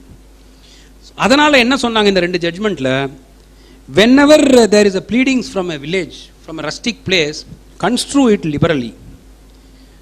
It must have a different consideration altogether. இதை மனசில் வச்சுக்கோங்க, இதை நீங்கள் யூஸ் பண்ணலாம். சம்டைம்ஸ் வென் அது மாதிரி ஒரு ஒன்றும் தெரியாதவன் கை நாட்டு அது மாதிரி ஒரு ஆள் வரும்பொழுது ப்ளீடிங்ஸை ரொம்ப எடுத்ததுன்னா, இப்படி சொல்கிறாங்க சுப்ரீம் கோர்ட்டு, நீங்கள் கொஞ்சம் இந்த பேக்ரவுண்ட் ஃபேக்ட்ஸ் வச்சு பாருங்கன்னு சொல்லலாம். You cannot strictly go by, after all what is procedure? It's a handmaid to justice. Correct? Procedure cannot defeat justice. Justice தான் முக்கியம், அதுக்கு ஹெல்ப் பண்ணுற விஷயம் தான் ப்ரொசீஜர். அதை மனசில் வச்சுக்கிட்டு சொன்னது தான் இந்த கேஸ். அப்புறம் ஆர்டர் 6 ரூல் 17, இது வந்து அமெண்ட்மெண்ட் ஆஃப் ப்ளீடிங்ஸ். 2002க்கு முன்னாடி இது வந்து வேற மாதிரி இருந்தது. 2002க்கு அப்புறமா இதை கொஞ்சம் ஸ்ட்ரிக்ட் பண்ணியிருக்காங்க. 2002க்கு முன்னாடி at any stage you can amend the pleading. Second appeal ஸ்டேஜ்லாம் சாதாரணமாக ஒரு MP போட்டு அமெண்ட் பண்ணுவாங்க ப்ளீடிங்ஸை. It use to happen and supreme court has held that it can be done because the word used under order 6 rule 17 is any stage. 2002ல ஒரு mega amendment ஒன்று வந்தது, சேலம் பார் அசோசியேஷன், உங்களுக்கு எல்லாம் ஞாபகம் இருக்கும். தமிழ்நாட்டில் தான் அதில் we only stood and we only challenge the provisions. பெரிய பாய்காட்லாம் போச்சு. ஐ டோன்ட் நோ அந்த டைமில் யார் யார் என்ரோல் பண்ணியிருந்தீங்களோ உங்களுக்கு தெரியும். அந்த டைமில் பெரிய லெவலில் நடந்தது அது. ஸோ இப்போ ஆஃப்டர் அமெண்ட்மெண்ட் என்ன நடந்திருக்குன்றது நம்மளுக்கு தெரியணும். After amendment before trial after trial அப்படின்னு ரெண்டாக பிரிச்சுட்டாங்க. இப்போ நீங்கள் இப்போ ஜென்ரலாக அப்படி தெரிஞ்சுக்கிட்டா போகிறோம். Before trial after trial.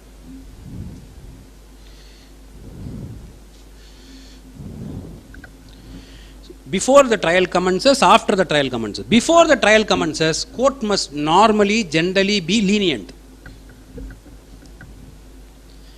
After trial, court should not normally allow, but the discretion is given to the court on the ground that in spite of due diligence, the party or in spite of, since he did not have the knowledge, something new has come to him, you have to justify to the court as to why you did not make that plea in the plaint before the trial. ஏன்னா trial ஸ்டேஜ்னு வந்த பிறகு you know what the facts are. ஏன் trial comes after the framing of issues, which means at the time when you go for a trial, you know what is there to be what has to be decided in a suit. அதுக்கப்புறம் confusion இல்லை. ட்ரையலுக்கு அப்புறம் திடீர்னு நீங்கள் ஒரு அமெண்ட்மெண்ட்டை எடுத்துகிட்டு வரணும்னா something new must have come, something which was already there at the time when you filed and you did not reveal it at all, and based on your plaint written statement has already been filed by the written statement, you cannot take the defendant for a surprise suddenly, all of a sudden. So therefore இதை நம்ம லீனியண்ட்டாக பண்ண ஆரம்பித்தா என்ன ஆகும்னா ஒவ்வொரு துடுப்பையும் கையிலே வச்சுட்டு இருப்பாங்க. எவ்ரி ஸ்டேஜ் அமெண்ட்மெண்ட் போட்டுக்கிட்டே இருப்பாங்க. ஸோ அதனுடைய effect is amendment CRP, amendment CRP இப்படி ஓடிக்கிட்டே இருக்கும், சிஆர்பியில் வந்துக்கிட்டே இருக்கும். அது அதனால் தே பிகேம் மோர் ஸ்ட்ரிக்ட் ஆகிட்டாங்க. ஒரு judgment which you can look at is 2008 5 CTC page 253, 2008 5 CTC page 253. இது சுப்ரீம் கோர்ட் ஜட்ஜ்மெண்ட்டு. அதுக்கு அப்புறமா வந்த ஜட்ஜ்மெண்ட் வந்து 2012 2 SCC பேஜ் 300. அடுத்த முக்கியமாக நீங்கள் அமெண்ட்மெண்ட்டில் தெரிஞ்சுக்க வேண்டிய விஷயம், amendment will not be allowed whether pre trial post trial, will not be allowed if the relief that is being claimed is barred by limitation. Danger enna, once the amendment is allowed, it date backs to the date of the original filing of the plaint. Or amendment allow pannita adunude effect is not the date on which the order is passed, adunude effect is the date on which the plaint, so it goes back. So on the date when an amendment petition is filed seeking for relief, and on that date it is barred, amendment should not be allowed. One. Then இதுக்கு வந்து நீங்கள் பார்க்க வேண்டிய judgement வந்து 2016 1 SCC page 332, 2016 1 SCC page 332. அடுத்தது, the amendment must not change the structure of the suit, or it must not change the cause of action in the suit. What is the basis of a suit? Basis of the suit is cause of action. Cause of action na enna? Cause of action is a bundle of facts which are required to be stated in the plaint in order to enable the plaintiff to prove his case and get the relief. Bundle of facts. அது வந்து define பண்ணல சிபிசியில், judgements வழியாக வந்தது தான். Cos of ஆக்ஷனே மாற்றுறீங்கன்னு வைங்க, கம்ப்ளீட்டாக cos of ஒரு particular ஆங்கிளில் வந்து டைட்டில் கேட்டுக்கிட்டே இருக்கீங்க, சடனாக you change the whole cause of action, then the courts will be more wary as to why he's. அதுக்கு the best way would be to withdraw the suit with a leave to file a fresh suit. That's a better option. ஏன்னா அதனால் இப்போ என்ன அவ்வளோதான் எனக்கு முடிஞ்சு போச்சானா அப்படி கிடையாது. It all depends on how you are placed. அந்த தப்பு நடந்து போச்சுன்னா the best thing would be that ஒரு overall amendment which will destroy the whole plaint itself பண்ணுறதுக்கு பதிலாக better option would be to withdraw the suit and file a fresh suit. You will have to get a leave, order 23ல. So அது பண்ணலாம். But when you are filing an amendment petition which will change the very structure of the suit, which will change the very cause of action of the suit, that is not permitted. Then amendment of written ஸ்டேட்மெண்ட்டுக்கும் order 6 rule 17 தான். Order 6 rule 17 பிளெயிண்ட்டுக்கு மாத்திரம் நினச்சிங்கன்னா இல்லை. Order 6 rule 17 is applicable to, but written ஸ்டேட்மெண்ட்டை பொறுத்த வரைக்கும் வந்து the general rule is it is very liberal. ஏன்னா நான் முன்னாடியே சொன்ன மாதிரி நீங்கள் என்னென்ன எழுதலாம்ல, ரிட்டன் ஸ்டேட்மெண்ட்டில் you can write anything. So அந்த ஒரு கெடுபிடி வந்து கிடையாது, except the caveat which I said, wriggling out of something which has already been admitted. So amendment of written statement பண்ணும்பொழுது சுப்ரீம் கோர்ட் இதில் ஒரு சின்ன சூட்சமம் பண்ணாங்க. இதுலேயும் தட் ஜட்ஜ்மெண்ட்டை ஃபஸ்ட்டு நோட் பண்ணிக்கோங்க. 2015 10 SCC page 203,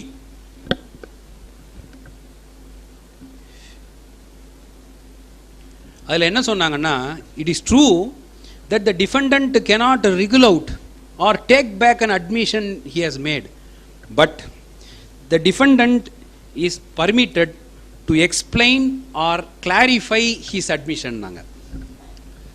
He can explain or clarify his admission. நான் ஏன் அப்படி அட்மிட் இப்படி சொன்னேன்னா அப்படின்னு எழுதலாம். You cannot completely take it back.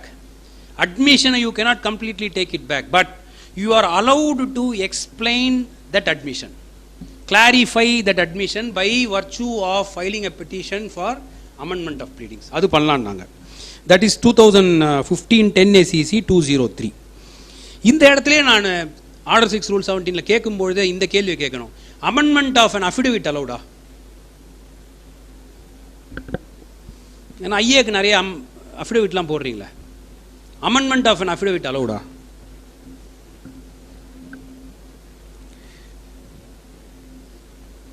Common sense, பெரிய லாலாம் தெரியணும்னு அவசியம் இல்லை. வை? பிகாஸ் இட் இஸ் அஃபிடவிட்டா? இன்னும் கொஞ்சம் ஃபைன் டியூன் பண்ணுங்க. It is a solemn declaration. Solemnly அஃபர்ம்டுன்னு எழுதுறோம்ல, it's a solemn declaration. It can never be allowed to be amended. Then what should I do? You can file an additional affidavit. You can file an additional affidavit. This is spoken in one judgment, 2014, 2 Madras Weekly Note Civil, page 378. Page 378.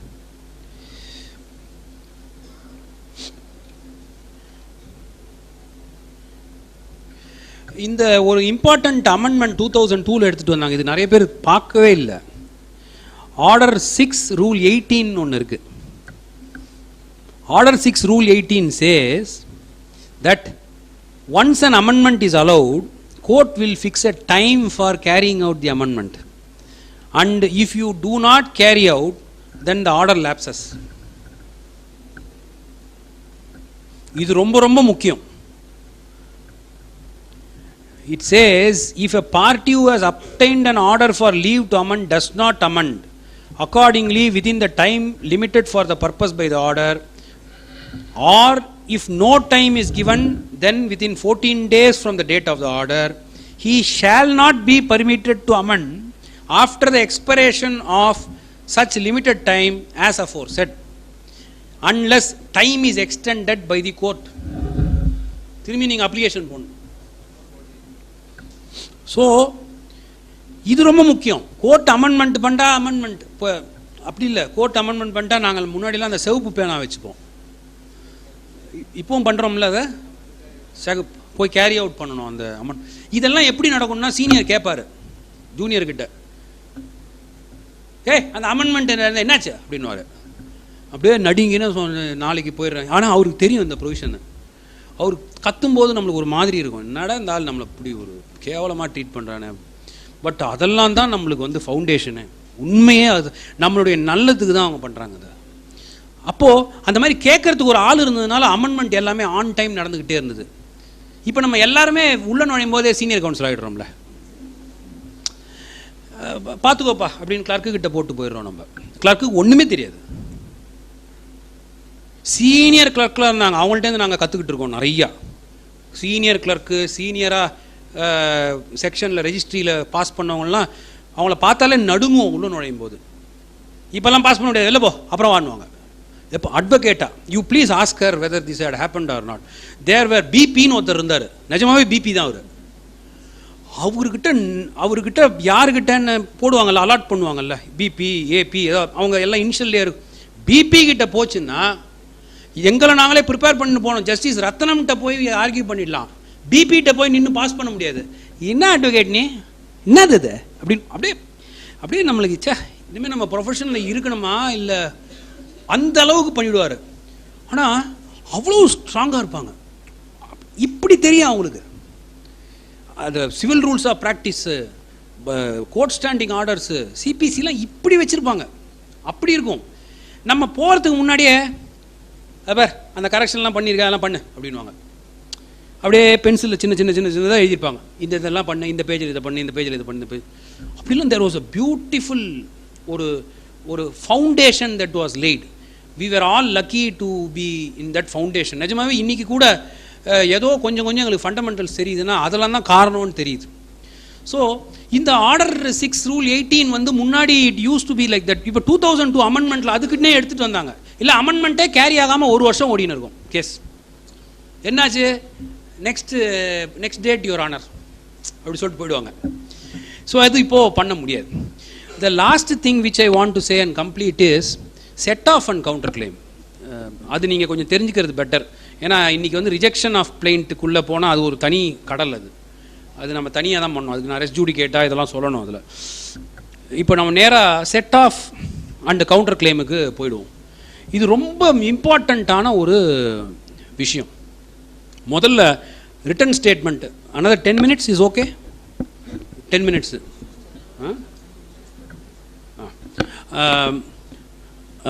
Return ஸ்டேட்மெண்ட்டில் திருப்பியும்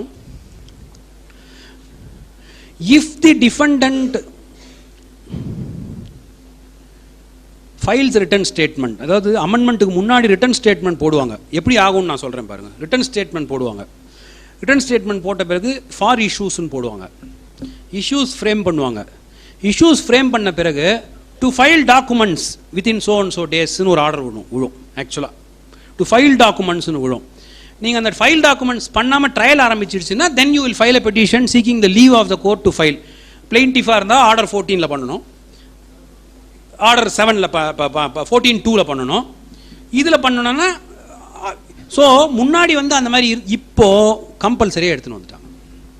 கம்பல்சரியாக என்ன எடுத்துன்னு வந்துட்டாங்கன்னா, it is the duty of the defendant to produce all documents which he relies upon in the written statement. That provision says, that is order 8 rule 1 capital A. இது வந்து this was again brought by the 2002 amendment. 2002 amendment வந்து shall produce it in the court when the written statement is presented by him, and shall at the same time deliver the document and copy thereof to be filed with the written statement. If he does not do it, he cannot do it without the leave of the court. It is actually advantageous. It is better that you file it along with written statement so that you know what is what. அந்த டைமில் போய் நம்ம எப்படி நம்ம return ஸ்டேட்மெண்ட்டை வந்து நம்ம ready பண்ணும்பொழுது அதெல்லாம் பார்த்து தான் ரெடி பண்ணியிருப்போம். ஸோ அதை ஃபைல் பண்ணுறதுல ஒன்றும் தப்பே இல்லை. Probably you can file the copies and then at the time of marking you can mark the original document and take back the copies. But this has become mandatory no. இது பண்ணணும். அடுத்தது, written statement must be filed within a period of 30 days.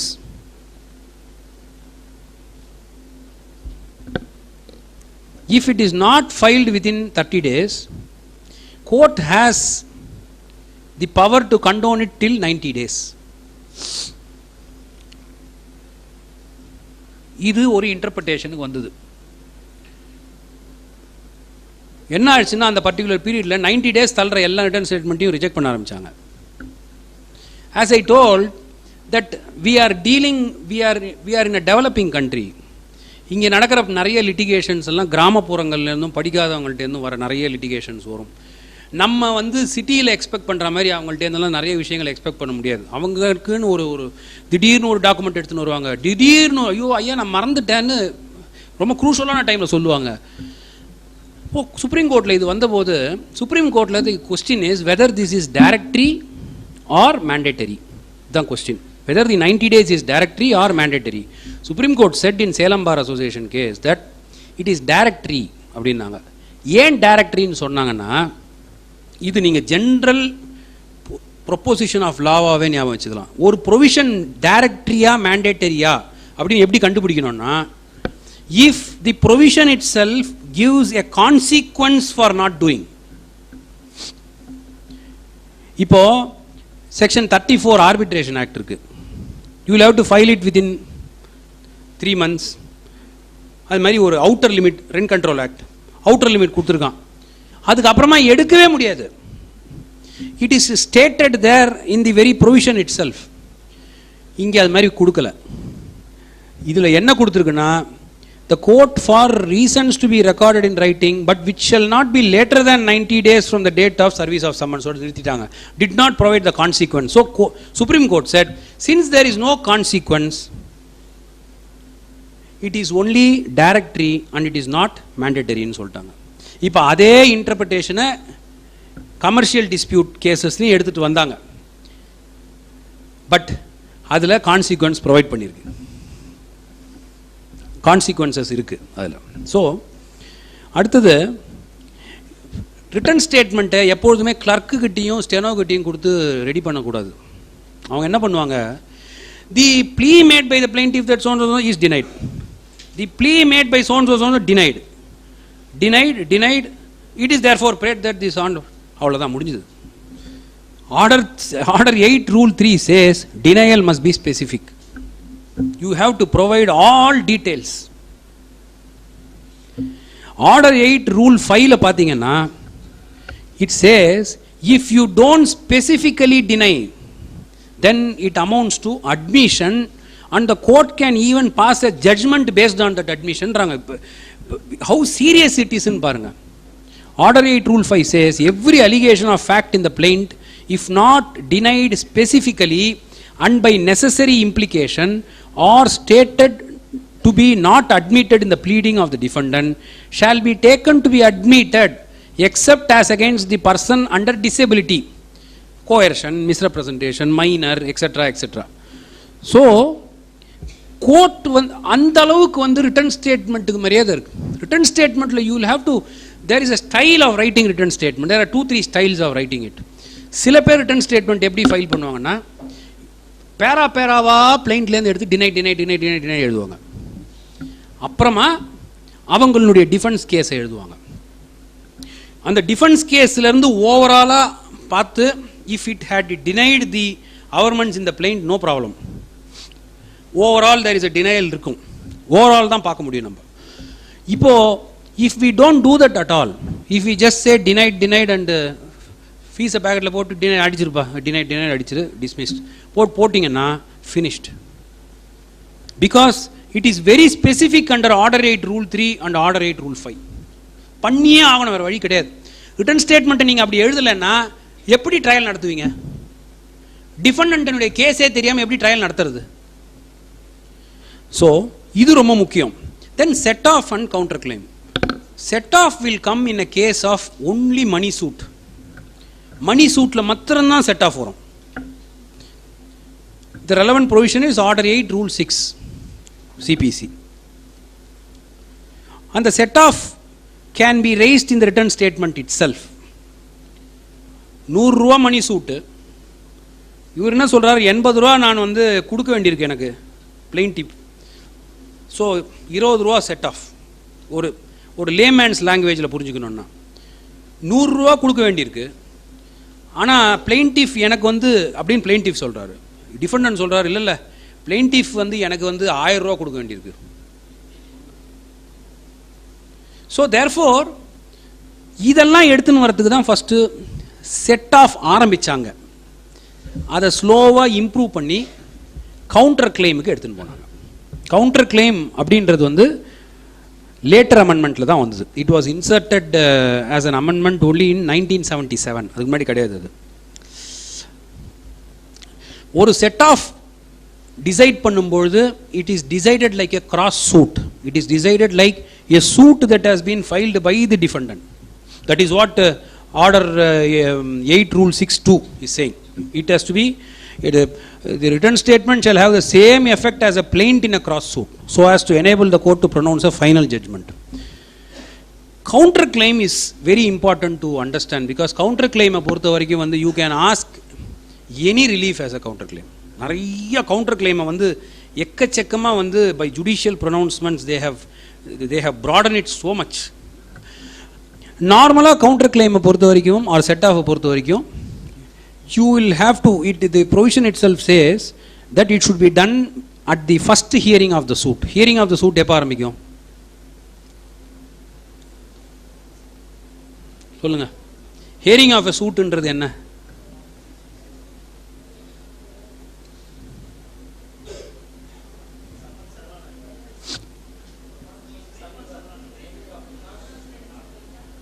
உங்களுக்குள்ள ஒரு consensus வாங்க பார்ப்போம். Examination of witness. Section 12 of the court fees ஆக்டில் பார்த்தீங்கன்னாலும் அந்த ப்ரொவிஷன் இருக்கும். ரீசெண்டாக I had an opportunity to write an order on that. So அப்படி தான் ஆரம்பிச்சது அது. So it says that before the hearing of the suit இதை பண்ணி ஆகணும். இப்போது இந்த கவுண்டர் கிளைம் பை த டிஃபெண்டண்ட்டை பொறுத்த வரைக்கும் ஏன் ரொம்ப எக்ஸாஸ்டிவாக அதை டீல் பண்ணுறாங்க அப்படின்னு சொன்னால், in order to avoid multiplicity of proceedings. இந்த சூட்டு முடிஞ்சு திருப்பியும் டிஃபெண்டன்ட் புதுசாக இன்னொரு சூட்டு போட்டு, if it involves the same parties, if it involves the property, same property, that is why recently I gave a judgment saying that in so far as a counter claim is concerned, it is the defendant who will decide who will be added as a party. அதுக்கு ஒரு word இருக்கு, என்னது அது? It is the plaintiff who has to decide whom he will add as a party in a proceeding. இல்லை சொல்லாமல் நான் அடுத்த இதுக்கு போகிறதே இல்லை. அதுக்கு ஒரு வேர்டு இருக்கு.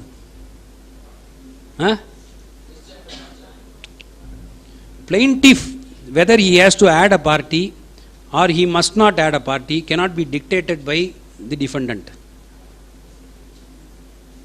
It is for the plaintiff to decide who must be added as a party unless a necessary dominus litis. Dominus litis. இதெல்லாம் நீங்கள் ஞாபகம் வச்சுக்கணும். I said defendant is the dominus litis in so far as a counterclaim is concerned. For that, for giving such a finding, I relied upon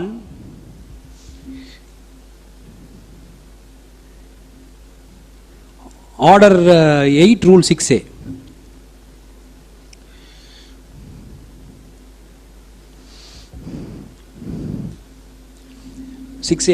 Such counterclaim shall have the same effect as a cross suit, so as to enable the court to pronounce a final judgment in the same suit.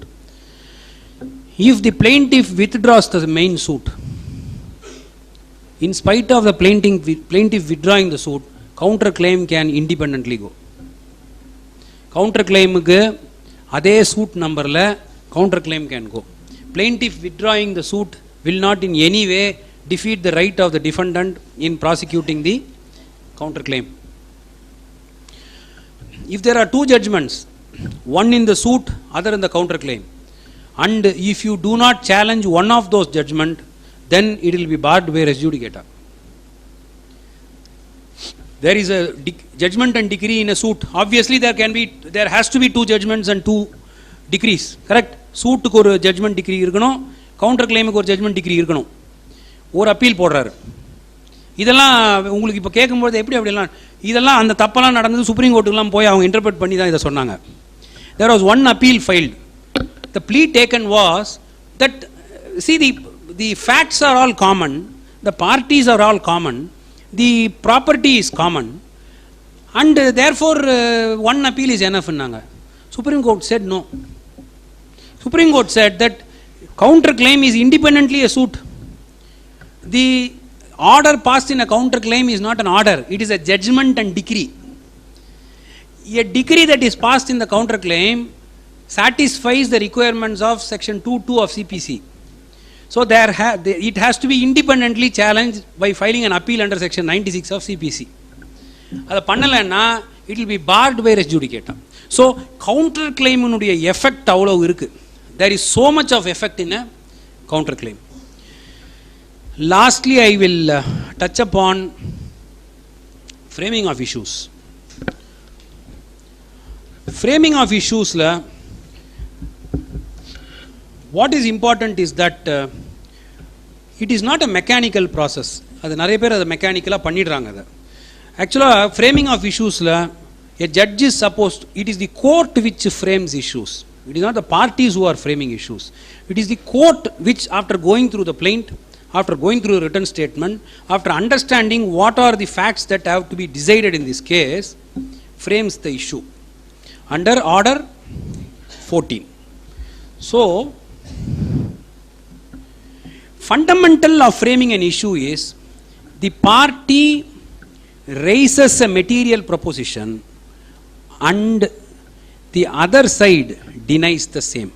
இதுதான் fundamental law on framing of issues. ஒருத்தர் claim எடுக்கிறாரு, இன்னொருத்தர் அதை deny பண்ணுறார் or மறுக்கிறார் or vary பண்ணுறார். That becomes an issue that has to be decided in a case. Evidence ஆக்டில் fact in இஷ்யூன்னு ஒரு வேர்டு வரும். எவிடன்ஸ் ஆக்டில் வந்து அது ரொம்ப முக்கியமான ஒரு வேர்டு. அந்த fact in issue is nothing but this. In a criminal case it is called as charges. Framing of சார்ஜஸ்ன்றது தான், that is the way you understand framing of issues also. Framing of charges மாதிரி தான் அது. So that is the most fundamental thing. Issues ரெண்டா பிரிச்சாங்க. Issue on fact, issue on law. ரெண்டா பிரிச்சாங்க.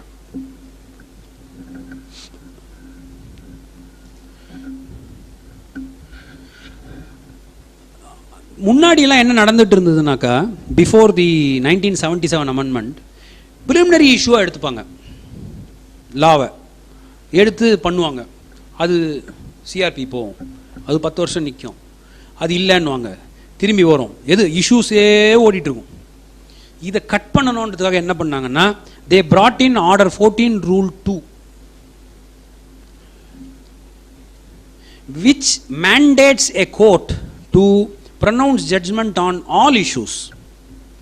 It says, notwithstanding that a case may be disposed of on a preliminary issue, the court shall, subject to the provisions of subrule 2. Subrule 2 நான் என்னன்னு சொல்றேன், pronounce judgment on all issues. On all issues. Where issues both of law and of fact arise in the same suit, and the court is of the opinion that the case or any part thereof may be disposed of on an issue of law only, it may try that issue first. அங்க நிக்கல. It may try that issue of law first. எப்போ? If that issue relates to jurisdiction of the court, A, B, bar to the suit created by any law for the time being in force. இந்த ரெண்டு ரிக்குவயர்மெண்ட்டுக்குள்ளே வரணும். இதுதான் அந்த sub rule 2 நான் சொன்னது. Jurisdiction of the court, jurisdiction may be territorial jurisdiction, pecuniary jurisdiction, or bar of law. Bar of law is limitation. Limitation generally when you understand limitation, it is a mixed question of fact and law தான். But apparently when you find that it is barred by limitation, and there is no use in getting into the other issues if you can dispose of the suit on a preliminary issue itself. Res judicata. Res judicata. இப்போ நீங்கள் order 7 rule 11D எடுத்து பார்த்தீங்கன்னாக்கா, நான் அந்த ப்ரொவிஷனுக்குள்ளே போல, it deals with rejection of plain, some other occasion, God willing நடந்ததுன்னா பார்ப்போம். ஆர்டர் 7 ரூல் 11D பார்த்தீங்கன்னா, where the suit appears from the statement in the plaint to be barred by any law. wording பாருங்க, in the to be barred by any law. அதே wording தான் order 14 rule 2 இருக்கு பாருங்க. bar of the suit created by any law for the time being in force. right? so order 7 rule 11D ல அதே word இருக்கு, order 14 rule 2 ல அதே wording இருக்கு. ஆனா ஒரு டிஃபரன்ஸ் இருக்கு. என்ன டிஃபரன்ஸ்? என்ன டிஃபரன்ஸ்? ஆர்டர் 7 ரூல் 11D ல நீங்க பிளைன்ட் மாத்திரம் தான் பார்க்க முடியும். You can only look at the averments in the plaint. You can never look into the defense that is taken by the other side. Correct? Order 7 rule 11 ல நம்ம என்னெல்லாம் பார்க்க முடியும்? 3 விஷயம் பார்க்க முடியும். Averments as made in the plaint. You cannot add or subtract anything from those averments. Documents filed along with the plaint. இதுக்கு ஒரு புது ட்விஸ்ட் கொடுத்தாங்க. என்ன ட்விஸ்ட்னா, documents which ought to have been filed by the plaintiff and about which there is no dispute but which is not filed can also be taken note of at the time of rejection of plaint. This judgment was rendered by Justice Kaul when he was a judge of the Delhi High Court. I relied upon that judgment before him. I said, you gave that judgment. So therefore, that is the march of law. Correct? It is absolutely correct. Some document about which there is no dispute at all, a registered document between the parties, about which there is no dispute, but silenta he did not, defendant comes with that document. You can look at it. What is wrong? எல்லாத்துக்கும் issues frame பண்ணி trial எல்லா கேஸ்லையும் அதை பண்ணணுன்ற அவசியம் இல்லை. That is why this is given. இது வரும்போது, issues வரும்போது, court will also consider the written statement and the difference. 14-2ல பார் ஆஃப் லாவை டிசைட் பண்ணும்போது ரெண்டுத்தையும் டிசைட் பண்ணுவோம், ரெண்டுத்தையும் பார்க்கலாம் கோர்ட் பார் ஆஃப் லாவை பொறுத்தவரை. So that is the difference. மணி 7 போகுது. So I think I have touched upon almost all the important facets of pleadings. இதில் even if you remember 2-3 things of what I told you, it will be of great use to you. எனக்கு இப்போ இந்த ஆப்பர்ச்சுனிட்டியை கொடுத்ததுனால நானே fine tune பண்ணிக்கிறதுக்கு ஒரு opportunity, இது என்ன நானே இன்னும் மேம்படுத்திக்கிறதுக்கு ஒரு ஆப்பர்ச்சுனிட்டியாக தான் நான் நினைக்கிறேன். And thank you so much and I really appreciate all of you for sitting so patiently in a civil law till 7 o'clock. So and you will all become good judges because you tolerated me for the last 1.5 hours. Thank you. Thank you, Judge. I feel honored to propose vote of thanks, being the Speaker, the Honorable Mr. Justice N. Anand Venkatesh. Really, we the advocates admire at your approach both in the court as well as in public places, Lordship. And there is no sorry words in your speech, be it may an ordinary conversation or passing orders in the court. That is, it is like this, no, this is wrong, this is like this. I have never seen that you have said that. Even now, till now, you have not used such a sorry words. And there's a 100% clarity in your words, Lordship. And we really admire that. Thank you, Judge.